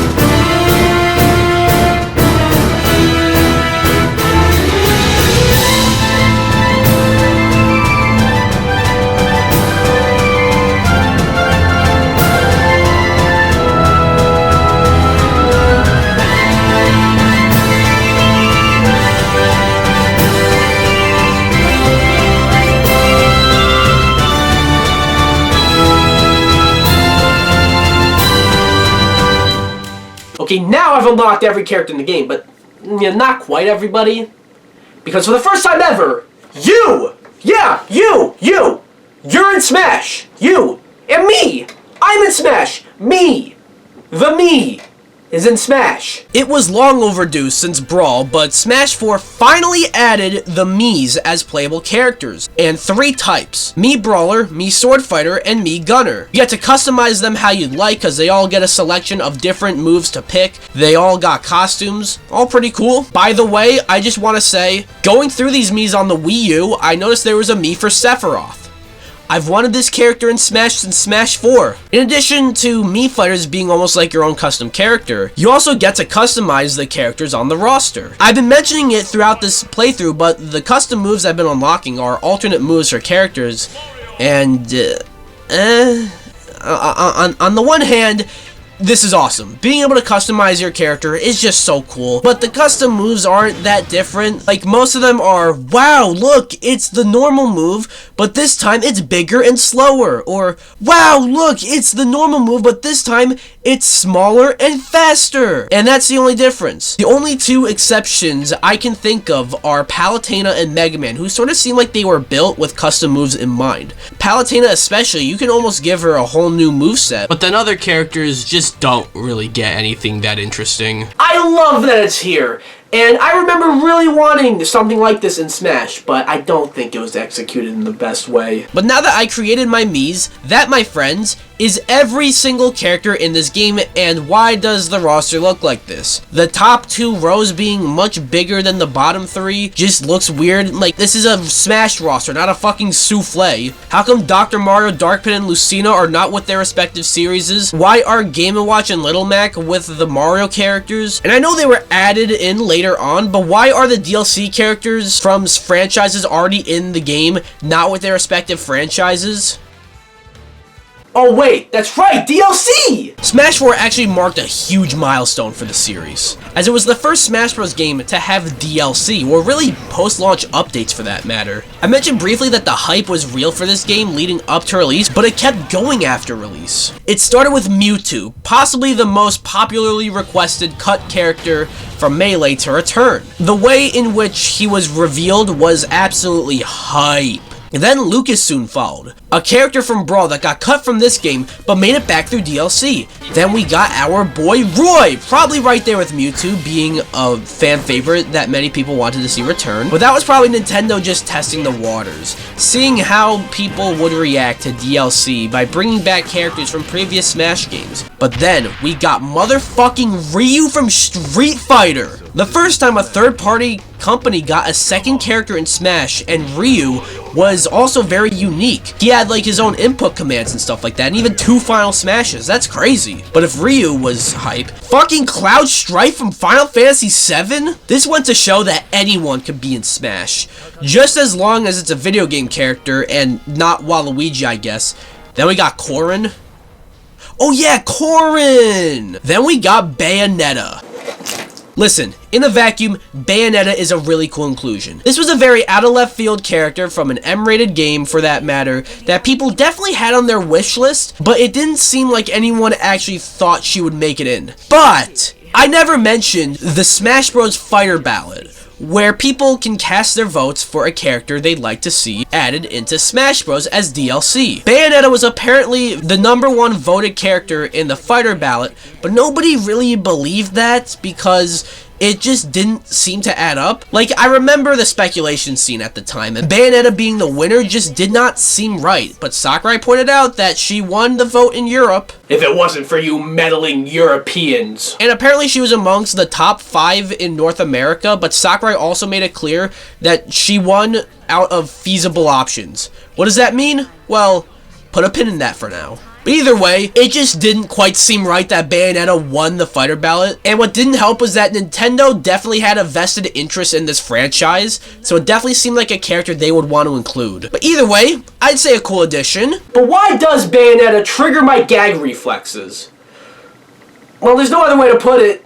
She kind of broke the game. Bayonetta was broken. Legitimately one of the most broken fighting game characters ever. She left a massive sour taste in the mouths of the Smash 4 competitive scene, even ruining EVO. This is the grand finals of Smash 4's EVO 2018 tournament, the last big tournament for this game. You notice how neither of the players have even fucking moved yet. I'm getting sidetracked. There's still a lot more to go over with Smash 4, so let's move on to the Stage Builder. So Stage Builder in Smash 4 is somehow both better and worse than in Brawl. In Brawl, you had like 5 blocks to use to make a solid standing ground for your stage and then some other random hazards. In Smash 4, the Stage Builder takes advantage of the Wii U gamepad and you use it to create your stage, and one thing you can do is create a block of terrain to be the main standing ground to fight on, which is huge and a big step up from Brawl, but yeah, that's really it. You can put magma, cannons, and springs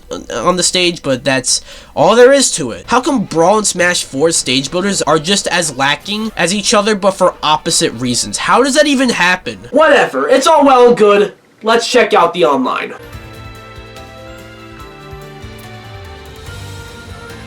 Okay, how about the 3DS version?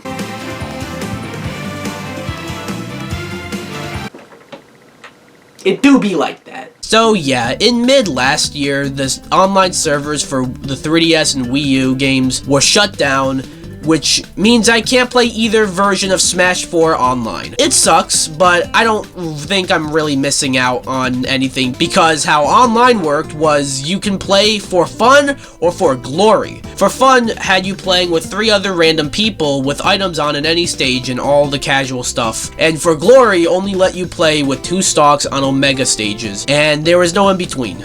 Oh yeah, Omega stages! Each stage has no mega form, meaning they all could be shaped like Final Destination. Or I say that, but not really. That they still have walls, but it's still a nice gesture to the competitive scene. But it's been a while since I've checked in on the 3DS version, and that's because most of the modes I've been talking about recently were only in the Wii U. You know, they weren't on the 3DS version. But there is one mode on the 3DS version that's not on the Wii U version that kind of should have been on the Wii U version, because it really needed something like it. You know the one. Talk about Street Smash, baby! It's a mode that used Street Pass, and you played as a face killing other faces. I wasn't really able to get footage of this because reasons, but yeah, it's here. But in all seriousness, Smash 4 did not have anything even remotely close to Brawl Subspace Emissary. But Smash 3DS did have Smash Run. So this is Smash Run. You go around a map fighting enemies from different Nintendo franchises against 3 other players. Every now and then there may be a task you have to do, an effect on the stage, whatever the case may be, and all the while you are collecting equipment items to boost your speed, defense, attack, etc. And there may also be coins, custom parts, and trophies you can collect. I also like how there are a lot of enemies from different franchises. In Brawl Subspace Emissary, I thought there should have been more enemies from other franchises other than just Mario enemies. But in Smash Run, you get enemies from Mario, Zelda, Kid Icarus, Kirby, Donkey Kong, Metroid, Earthbound, Subspace even, and then even some from Mega Man and Dig Dug. Huh. This mode is actually really fun. I feel it's the main reason why you probably could go back to Smash 3DS, because it takes elements from Brawl Subspace Emissary and even Kirby Air Ride's City Trial mode. It really is a lot of fun, and it's a good way to grind and unlock more trophies if you're into that. At the end, the game will count up all your stats and equipment items you got while playing, and then throw you into one final battle. It could be a match with some sort of gimmick, or what I feel is more interesting is when it makes you race the other players or climb. It's really cool. Definitely the best and most fun part of Smash 3DS, and you can even play with friends. Locally. Not online. I mean, either way, now you can't play online, but like, even when you were able to play 3DS games online, Smash Run just didn't work online. And it's because of the limitations of the 3DS, which, that's unfortunate. But I mentioned that Smash Run was only on the 3DS, meaning it's not on the Wii U. Crazy how that works. But then what is on the Wii U in Smash Run's place? Well, for Smash for Wii U, we got Smash Tour. I'm sorry. Are those boards? Is this a Mario Party clone? Indeed it is. They replaced Subspace Emissary with this? This is your big single player offering? Fucking Mario Party? How this works is there is a set number of turns and everyone gets to roll a number from 1 to 6 and move around at the same time, making it very easy to land on the same space, which will then trigger a fight to happen. All the while on the board, you are collecting characters, items, and custom equipment. On the one hand, it sounds interesting, but my god, this is boring. First off, when 2 players land on the same space, which triggers a fight, it triggers a fight for everyone. Even if you didn't land on that space, you gotta fight. Also, why are you playing this? Just go play Mario Party, preferably one of the good ones. This is lame. And listen, if you wanted to include this mode, fine.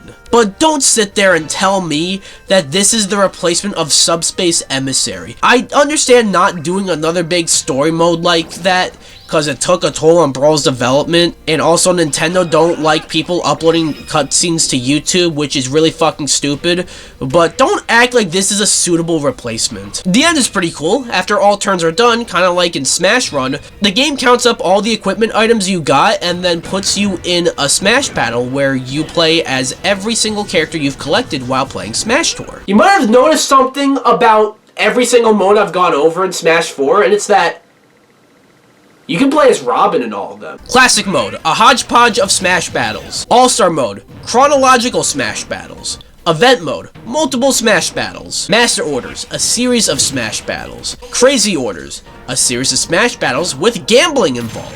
Smash Run, a pretty cool mode, often ends with Smash battles. Smash Tour, pretty lame mode, always ends with Smash battles. Every mode in Smash 4, with the exception of the modes in Stadium and I guess fucking Straight Smash, all just boil down to Smash battles. And hey, Smash Battles is like what you come to a Smash game for.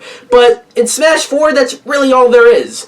And I know that sounds mean, but my main point here is that Smash Tour fucking sucks. And I'm gonna move on. What else does Smash 4 have? Well, this was the launching pad for Amiibo. Figurines of Smash characters, later Nintendo characters in general really, but it started with Smash that work in game. You would train your Amiibo and it would learn to fight just like you before becoming God. I've already made an entire episode about Amiibos, an entire other episode about gaming collectibles where Amiibos was its own segment of that episode. So I'm not really going to talk about these little guys in this episode, but yeah, this is when Amiibo started. It started with this game, and it was huge. You know, this was one of Nintendo's biggest money makers at the time because the Wii U wasn't doing it. Now though, it's time for the vault.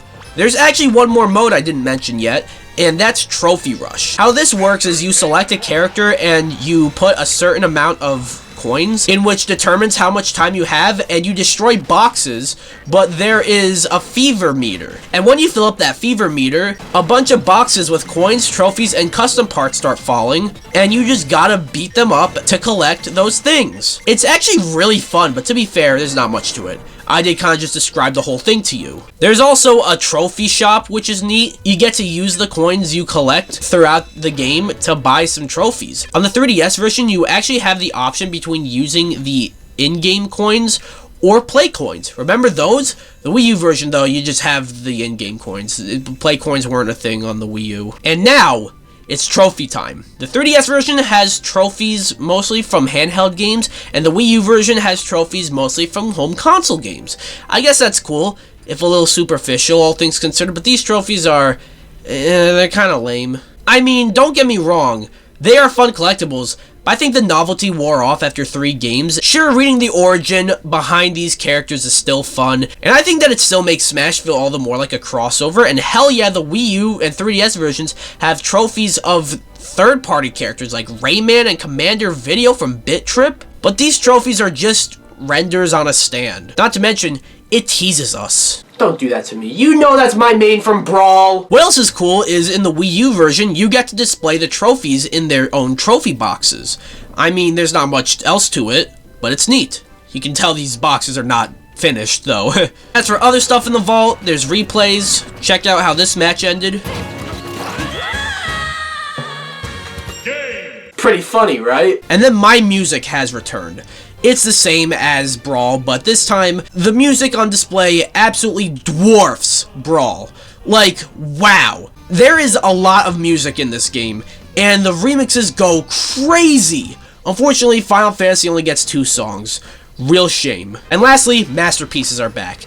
It's just like Brawl, where you play an old NES or SNES game, but this time, they aren't trials, they are demos, so I don't quite think you can beat an entire game. Some of them even just start you at a specific point in the game, like Mega Man 2 starts you in Wily's castle with all the abilities.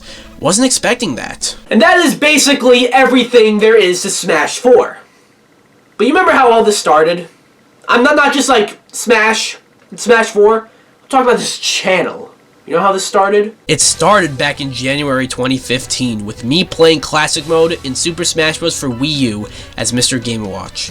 I don't know why Mr. Game & Watch. I didn't main him in this game, or even play him, like, at all, but that's how it started. And now, I know what to do. Mr. Game & Watch.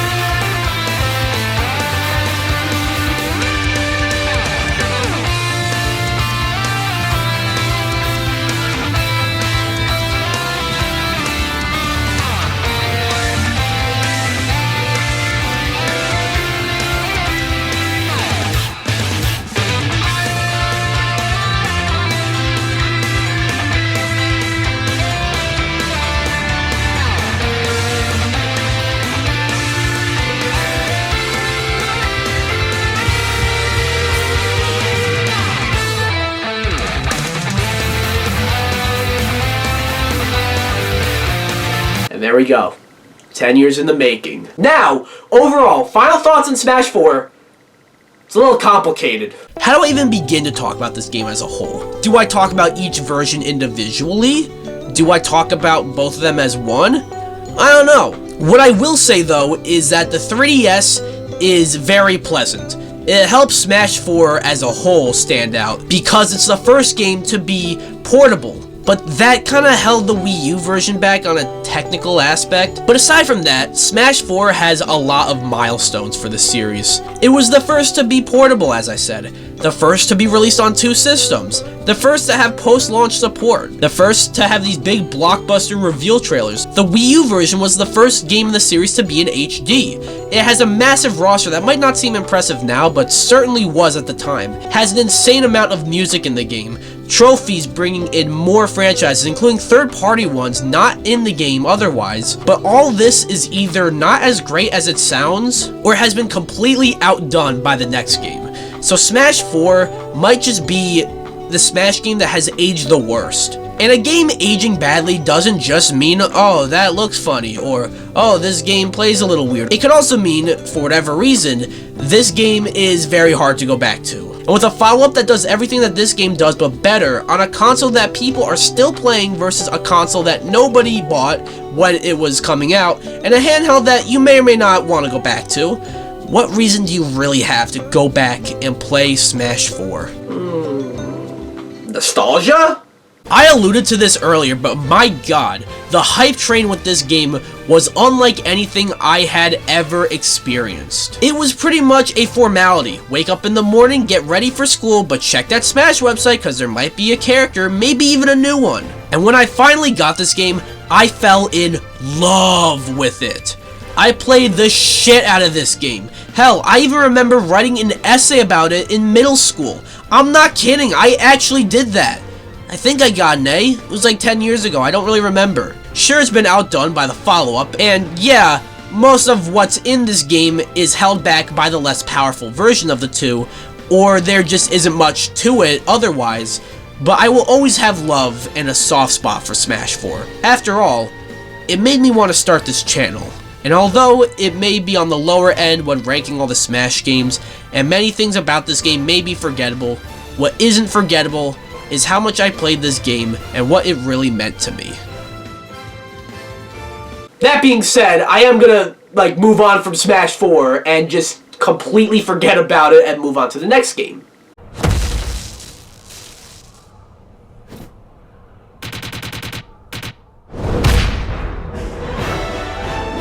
That's right, every single character to ever be playable in a Smash Bros. Game was coming back. So now, it's time for the final Smash game.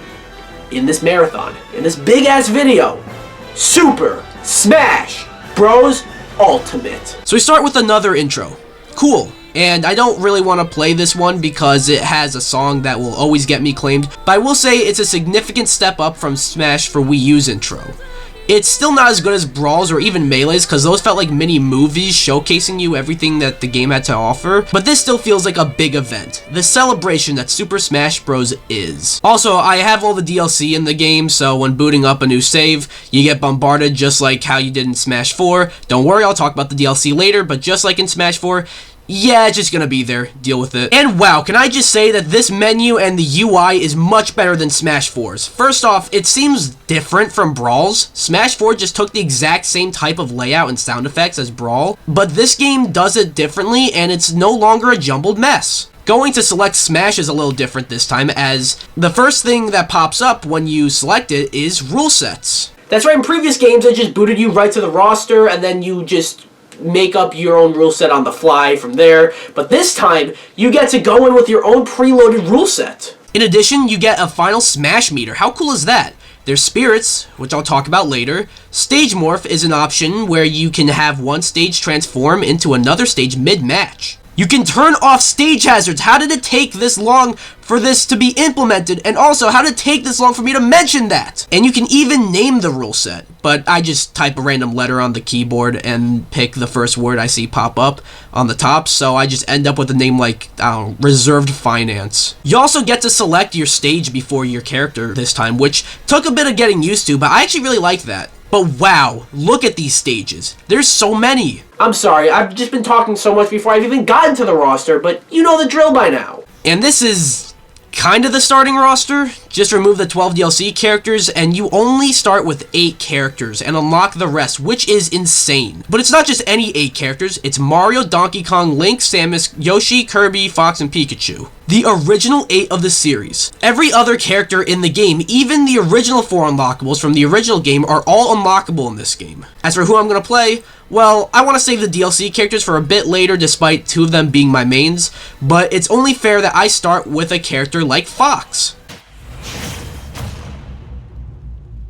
Wow, this game looks amazing. Easily the best looking game in the series. This is the most crisp I've ever seen Smash, and I think it only goes up from here. But as for how it plays, this is so smooth. Overall, I know some Melee diehards aren't gonna like this, but Smash Ultimate easily feels the best to play out of all the games. But unlike the other games, I feel like I can't really do much when I barely have any characters. So I really should unlock all the characters, but doing so is interesting. There are 3 methods of doing this. The long way is to play the new story mode. They did it! There's a new story mode in this game. I'll talk more about that later, so as you can tell, I'm not going with that method. I could also play classic mode, or I could also do versus matches, that of which is probably the quickest way to unlock characters. However, it doesn't quite work how it did in previous games. In those games, you unlocked a new character after like every 10 matches.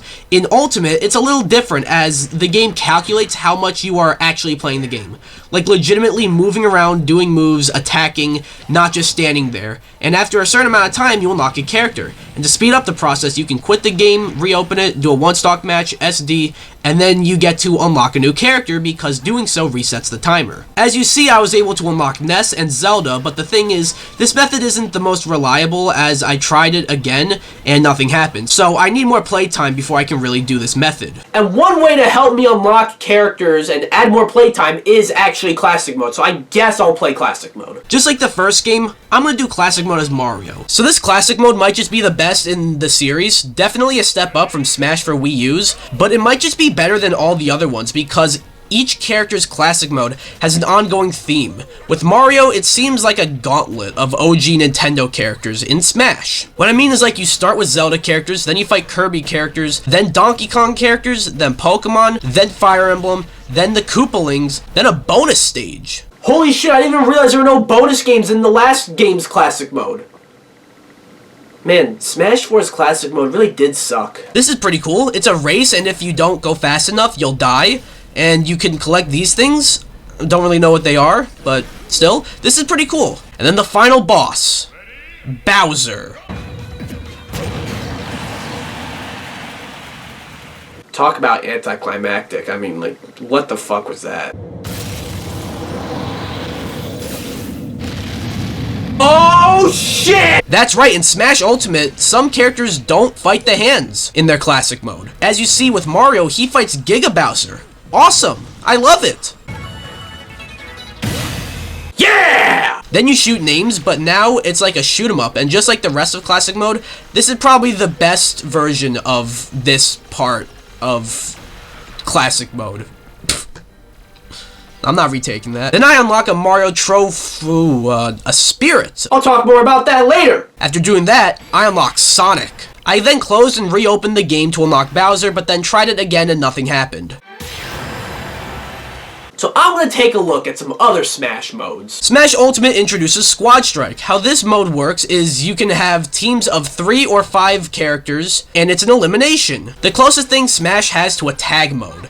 This was a popular request, so to see it actually in the game is awesome. And after that, you unlock Inkling. Okay, but for real now, I gotta unlock all the characters. I'm not doing anything else until I get that done. So I legitimately spent the next however long, it took me a couple of days really, unlocking all the characters. I mentioned the method of closing the game, reopening it, doing a one-stock match, and SDing, and then after unlocking a character, you do the same thing again, and while that worked for a bit, it stopped working after a little while, which was annoying. So I had this 3-minute time rule set, which seemed to also work for a little while, but then that stopped working. So eventually, as I got closer to unlocking everyone, I just did classic mode a couple of times, and that did the trick.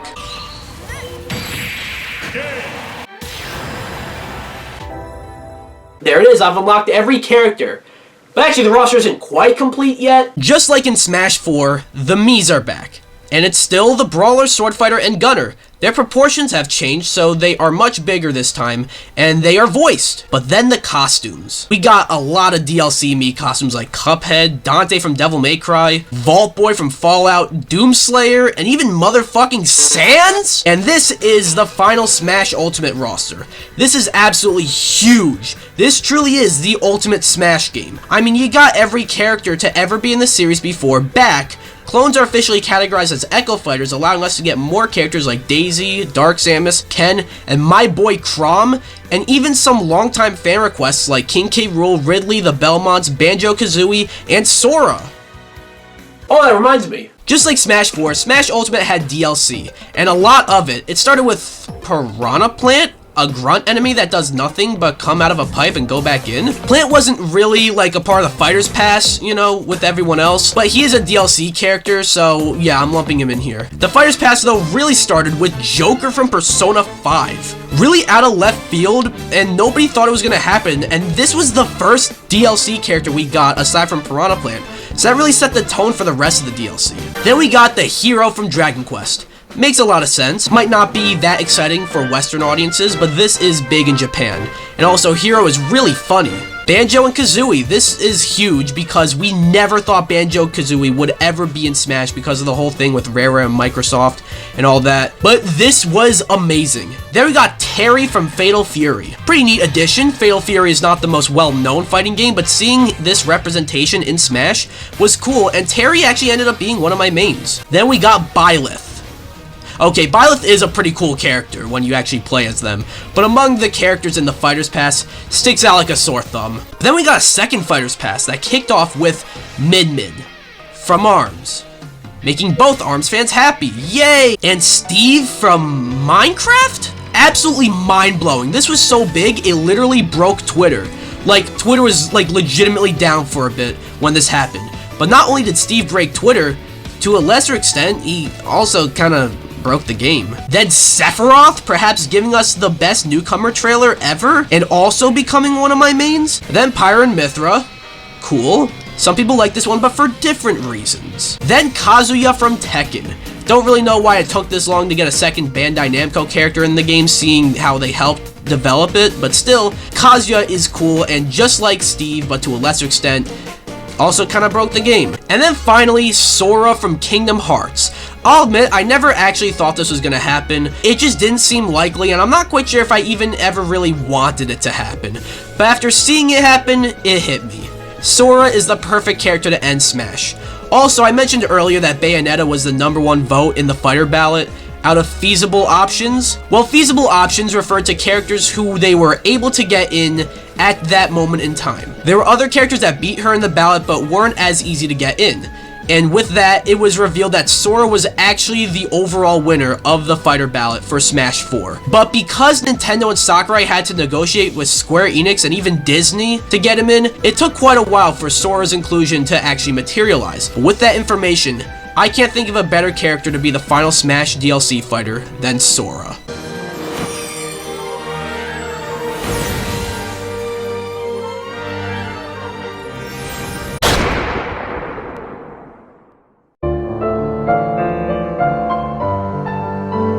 Look, that was just a reference to when I said this, when I reacted to the reveal trailer. What if he, like, gets, like, sniped and it's someone else? Yeah, that's it. Also, yeah, I'm in the catacomb right now. And that is the DLC roster of Smash Ultimate. And now that we got that done, we can now see the other modes that this game has to offer. One mode in Special Smash is Smashdown. It's a cool mode where you play as a character and you can play against someone else, and you can't play the character that you just played as anymore until you're done with this like round of Smashdown. It's a pretty cool way to try out some new characters, or you can just goof around. You know, one thing I like to do is, like, as you see with the footage, is make it 10 HP stamina so it gets really goofy. Not much else to say here, but it's fun. As for other modes, of course, Multi-Man Smash comes back. Oh, I'm sorry. Now it's called Mob Smash. Trying to be more inclusive in the great 2018, I see. Okay, I'm gonna be honest with you. I might not have made this clear before, but Mob Smash is one of the lamer modes in this series, and it comes back.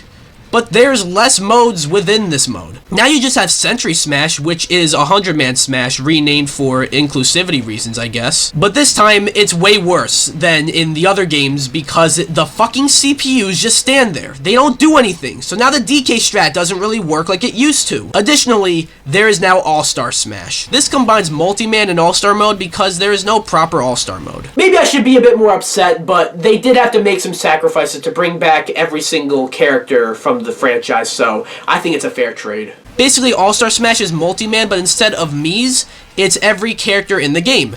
Neat idea, if a little lame. And then Cruel Smash. Nope! Home Run Contest also makes a return. This mode has always been fun, and finding cool ways to beat up the sandbag and send them flying has always been neat, but not much to say about it. In fact, I've noticed I've never had much to say about Home Run Contest, despite liking it, so this time I'm going to take it over to other random people.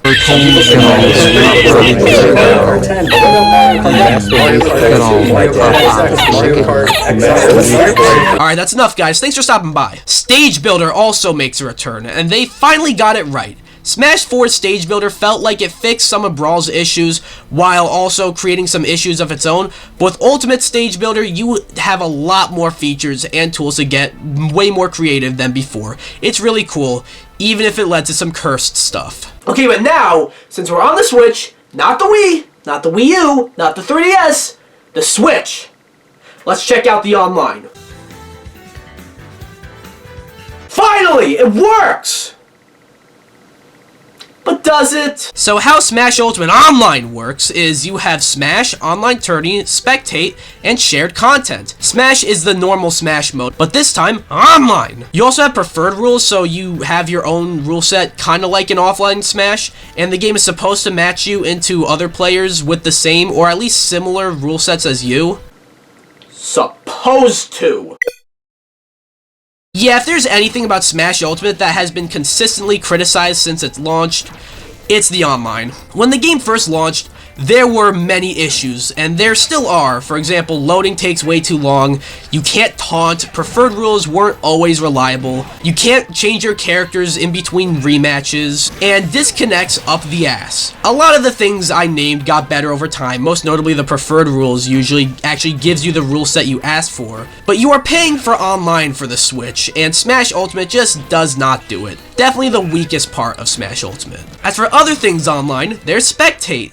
This was in the previous Smash games with online, just couldn't show you because the servers were dead, but Spectate works by having you watch two people fight online.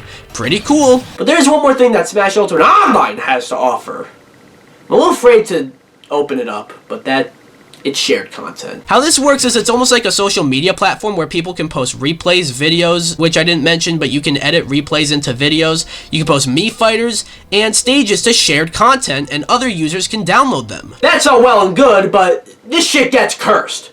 It gets so cursed, in fact, that I made an entire episode a few years ago about Smash Ultimate shared content. Let's do it again for old time's sake. So starting off with videos, try not to laugh. I'll try.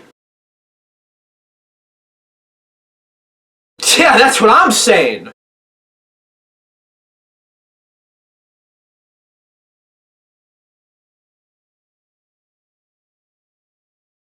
Man, this has to be one of the hardest try not to laugh challenges I've ever had to do. What about another one? How about Mario gets rejected? Man, I really want to know what happens. Does Mario actually get rejected?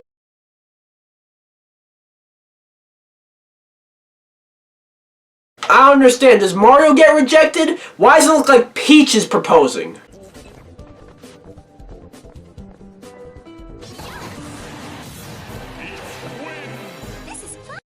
Poor Mario! I just feel so bad for him! Okay, the real problem here is I didn't sort it by popularity, and now...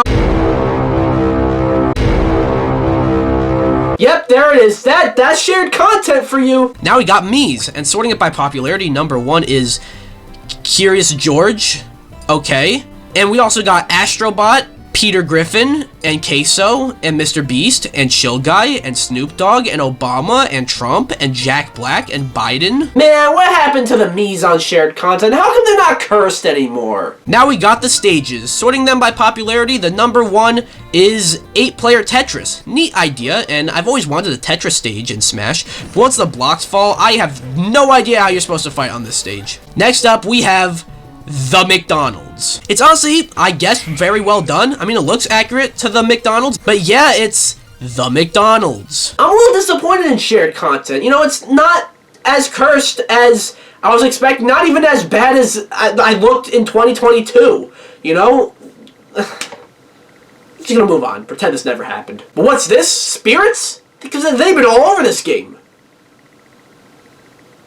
Let me explain. So as I mentioned earlier, because the main focus of Ultimate was to bring back every fighter in the game, they did have to cut some stuff from other Smash games. For example, trophies are not back. Sakurai said that they were a pain to develop and design, which is fair, and I always had a soft spot for trophies, but ultimately, no pun intended, I think we could do without them. Event mode is also cut, which is definitely unfortunate, as I always liked it, but at the end of the day, I'm not losing sleep over that. Custom moves are also gone, but to be fair, they weren't really implemented the best in Smash 4, so whatever. And even stickers, which weren't even in Smash 4 really, but were in Brawl, they're still not here. However, I'd say all those come together to create spirits. These are the new collectibles, and I'll talk more about them later, like as collectibles, but they work as a mix of trophies, stickers, and custom moves, and Spirit Board is almost like the game's event mode. You select a spirit, which is a character from any of the series represented in Smash, or even others added later on, and you do a fight to unlock that spirit. But after you win the fight, you have a ring that has a space, and you have to shoot in between the space to unlock the spirit. That last part is really stupid and honestly frustrating because why? I won the match. Why do I need to do this bullshit? Just give me the PNG. What else is cool though is whenever a new DLC character would be added into the game, they would get their own spirit board, unlocking spirits of characters from their respective series, and they don't have that stupid fucking ring thing. Let's go! But that's not why you care to hear me talk about spirits, is it? What's this adventure mode? They did it! They did an adventure mode! World of Light, Smash Ultimate's single-player adventure mode, and it starts with this opening cutscene. Don't let a single one get away!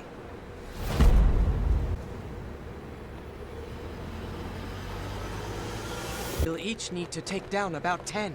Stow your fear. It's now or never. We'll win this.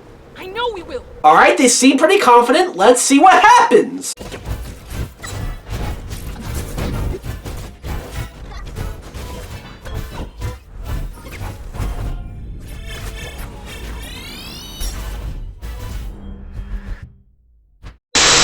So yeah, everyone fucking dies.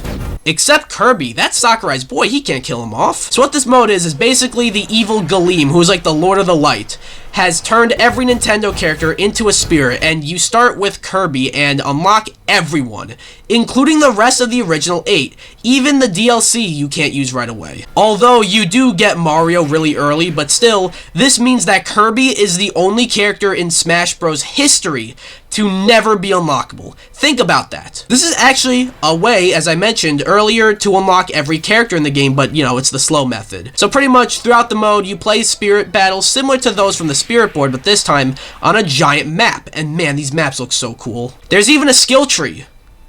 A Smash Bros. Game with a skill tree? Are you serious? I definitely played through and beat this when the game first came out, but it's been a while till now, and I gotta be honest with you, I actually really like this adventure mode. It's better than I remember. I mean, sure, it doesn't hold a candle to Brawl Subspace Emissary, but I think World of Light does a great job crossing over all these worlds. There's even other areas that you go to that are themed off of certain games. Like, for example, there's a Street Fighter area where you travel in a plane going to different countries to unlock spirits of Street Fighter characters before unlocking Ryu. And there are even bosses in this game, aside from just the hands. Earlier, we saw that Mario's Classic Mode ends with him fighting Giga Bowser, and yes, Giga Bowser is also a boss in World of Light, but so is Gallium, you know, that one boss from Brawl Subspace Emissary. He's back. You also fight Rathalos from Monster Hunter. A lot of third-party franchises are being represented in ways I did not expect.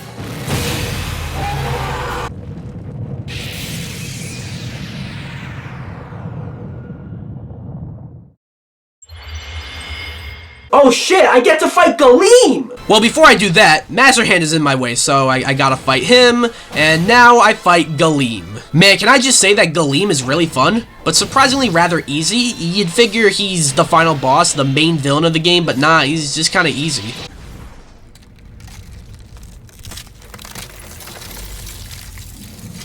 So as it turns out, Galeem is not the final boss, and there is another villain, Darkon. Galeem is the Lord of the Light, but Darkon is the Lord of the Dark. So they don't like each other, but more importantly, now that's two main villains. So now Darkon takes control of all of Galeem's hand puppets, and now World of Light is not over because we've entered the World of Dark. It's actually called the Dark Realm, but the World of Dark. That's right, once you beat Galeem, you're far from done. Cause now, you're in the Dark Realm, bitch! But, yeah, around here, or at least pretty soon after this, it seems like this is where the mode lost people. World of Light is a fun mode and all, and definitely the next best thing to Subspace, but at a certain point, the mode overstays its welcome. I mean, How Long to Beat says that the main story, when not going for 100% completion, takes roughly 24 hours to beat, and if you're going for 100% completion, will take you 75 hours. It sucks that it's overly long though, because when we get to the Dark Realm, there's some pretty cool stuff. I mean, you fight more bosses, like sure, Crazy Hand is here, and just pops up whenever he feels like it, but you get to fight Marks from Kirby, Ganon from Zelda, and even Dracula from Castlevania. That's epic. Plus, there are even sections where the game quizzes you with trivia, where it asks you a question, and 4 spirits appear, and you have to go to the spirit that is, corresponds with the correct answer to the question, and beating said spirit unlocks a path. It's really neat. I just wish it didn't take 20 hours. But something weird happened. Despite my complaints and how this mode really does drag on a bit, when playing it for this video, I kind of got addicted. I don't know what it is. Maybe it's the Smash fanatic in me, but when I was playing World of Light, I couldn't stop. It's fun. It's a good substitute for Subspace and much needed after Smash 4's lack of an adventure mode. It's just not perfect. Eventually, you get to fight Darkon, and just like Galeem, the Darkon fight is pretty fucking cool. It's funny when you stun him and his eye just falls. He's just there. Just fuck him up. After you fight Darkon, would you actually believe it if I told you that the mode is over? Because that'd be wrong. We're still not done. You do this whole thing with the light and the dark, and that kind of overstayed its welcome. You free Master Hand and Crazy Hand a couple of times, and then, once it's time for the final stretch, okay, this is actually awesome. First, you play as Master Hand, fighting a whole bunch of possessed characters. It's so cool. It's actually fully Master Hand, and you get to play as him with all of his abilities and everything. I feel like this was like, what, 20 years in the making or something? Master Hand was like the final boss and main villain of the first Smash game, and even in Melee, there's a glitch that lets you play as him. So actually finally being able to officially play as Master Hand was just so cool. Then after that, the game tells you to select 3 characters and fight a bunch of possessed silhouettes of characters from the game, while trying to avoid attacks from both Galeem and Darkon, and even attacking them too. Then once all that is over, you refight all the bosses in this game. I kinda wish there was a regular boss battle mode like how there is in Brawl. The only way to get that experience would be to do this part of World of Light or play classic mode as Sephiroth. But either way, this is still awesome. So after that, you fight the final boss, and it's Galeem and Darkon together. This is pretty sick. It's not overly difficult, but it is challenging as you're fighting 2 bosses. But what else is cool is because it's light versus dark, and I'm kind of just in the middle of it, Galeem and Darkon are also fighting each other. After you beat them, we then get a nice ending cutscene with the credits rolling. So overall thoughts on World of Light, I really like it. I don't love it because it overstays its welcome. The Dark Realm was a neat surprise, but it went on for a bit long. The boss fights are some of the best in the franchise, sure, but the mode just takes a little too long. However, I genuinely think that ending sequence might have made it all worth it. That was fucking awesome. But the journey it took to get there could have been shorter. I still had fun with World of Light, but I need to move on. Kind of. I want to look at the spirits. I mentioned that spirits are a mix of trophies, stickers, and custom moves. Trophies because they are pretty much the replacement, stickers because they are PNGs, and custom moves because they give characters an extra ability or whatnot. But wow, there are a lot of spirits in this game. I guess being PNGs makes it easier to add more to it. Sure, we got spirits from franchises with characters already in the game, but then it digs deep. characters from games I've never even heard of. Even some third-party characters, like Rayman is back, making an appearance twice in the Smash series, but both as collectibles. But then after the game came out, Nintendo updated the game over time with more spirits and spirit events, so now there are spirits of characters from Resident Evil, River City Ransom, Cuphead, Warframe, the Mana series, Octopath Traveler, Ghosts and Goblins, No More Heroes, 13 Sentinels, E-Baseball, and Hades. And I don't even think that's all of them! Simply put, this makes Smash Ultimate feel all the more like a crossover.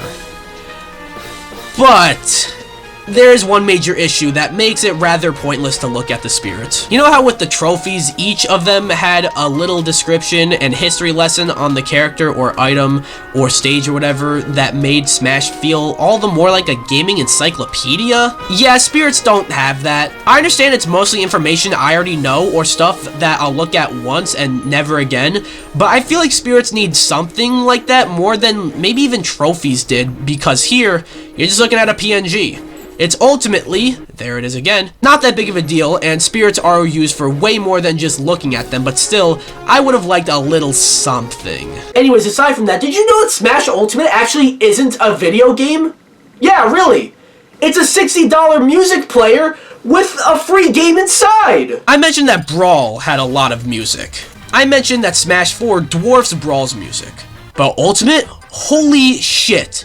The amount of music on display is insane, and that's the way it launched. Each DLC character came with new music for the game, so the number kept increasing, which means that there are over 1,000 music tracks in Smash Ultimate. And every franchise pretty much gets at least one remix, and 9 out of every 10 of them are absolute bops. If you were to ask me for my favorite video game soundtrack of all time, like singular game score, right? I would probably tell you either Final Fantasy VII or Mega Man 2. And I wouldn't bring up Smash Ultimate, because that's cheating! As for other things Ultimate has to offer, amiibos are back. Like I said earlier when talking about Smash 4, I've spoken enough about amiibos in the past, so I'll keep it brief, but this time, sure, it's the same functionality as Smash 4, training a character to become unstoppable. But this time, if you scan an amiibo of a character that is not in the game, you get their spirit. And lastly, VR. What, you forgot Smash Ultimate had VR?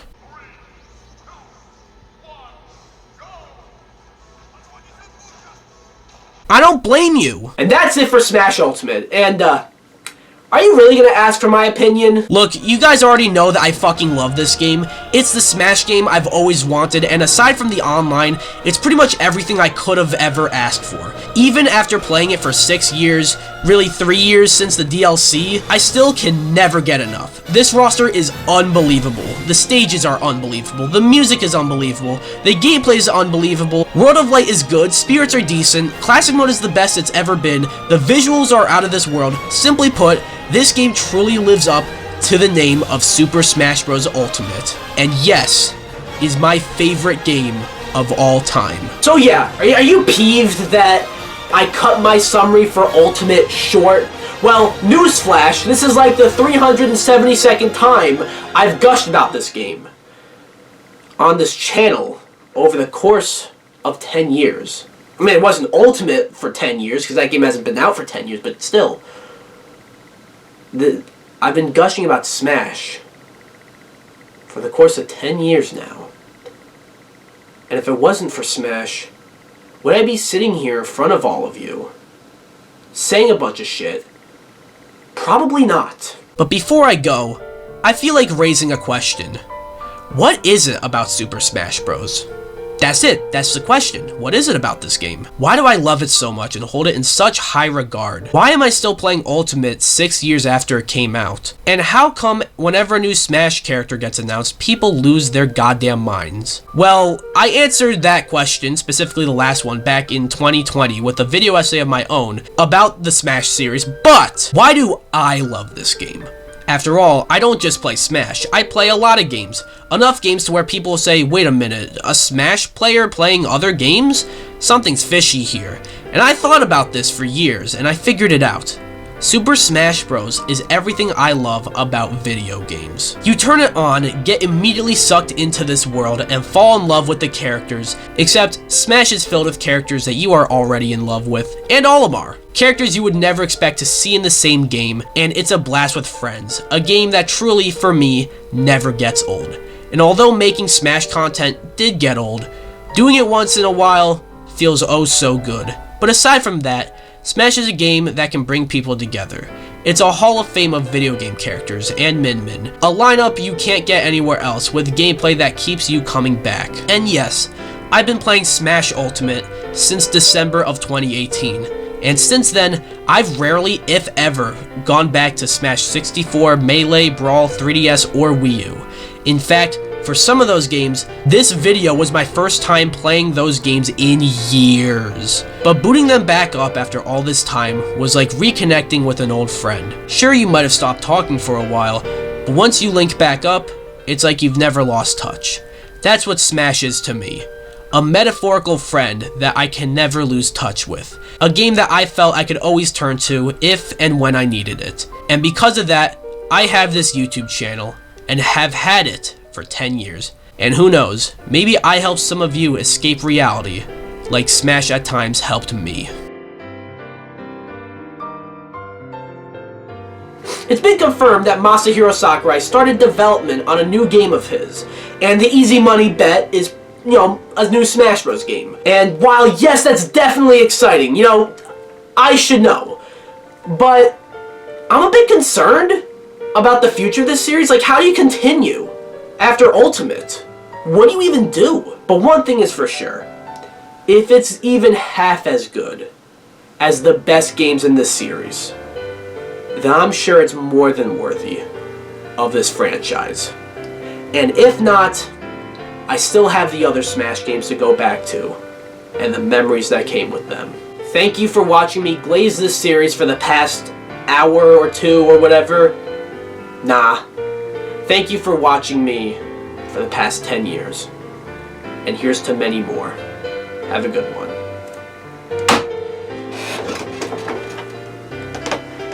Oh, shit!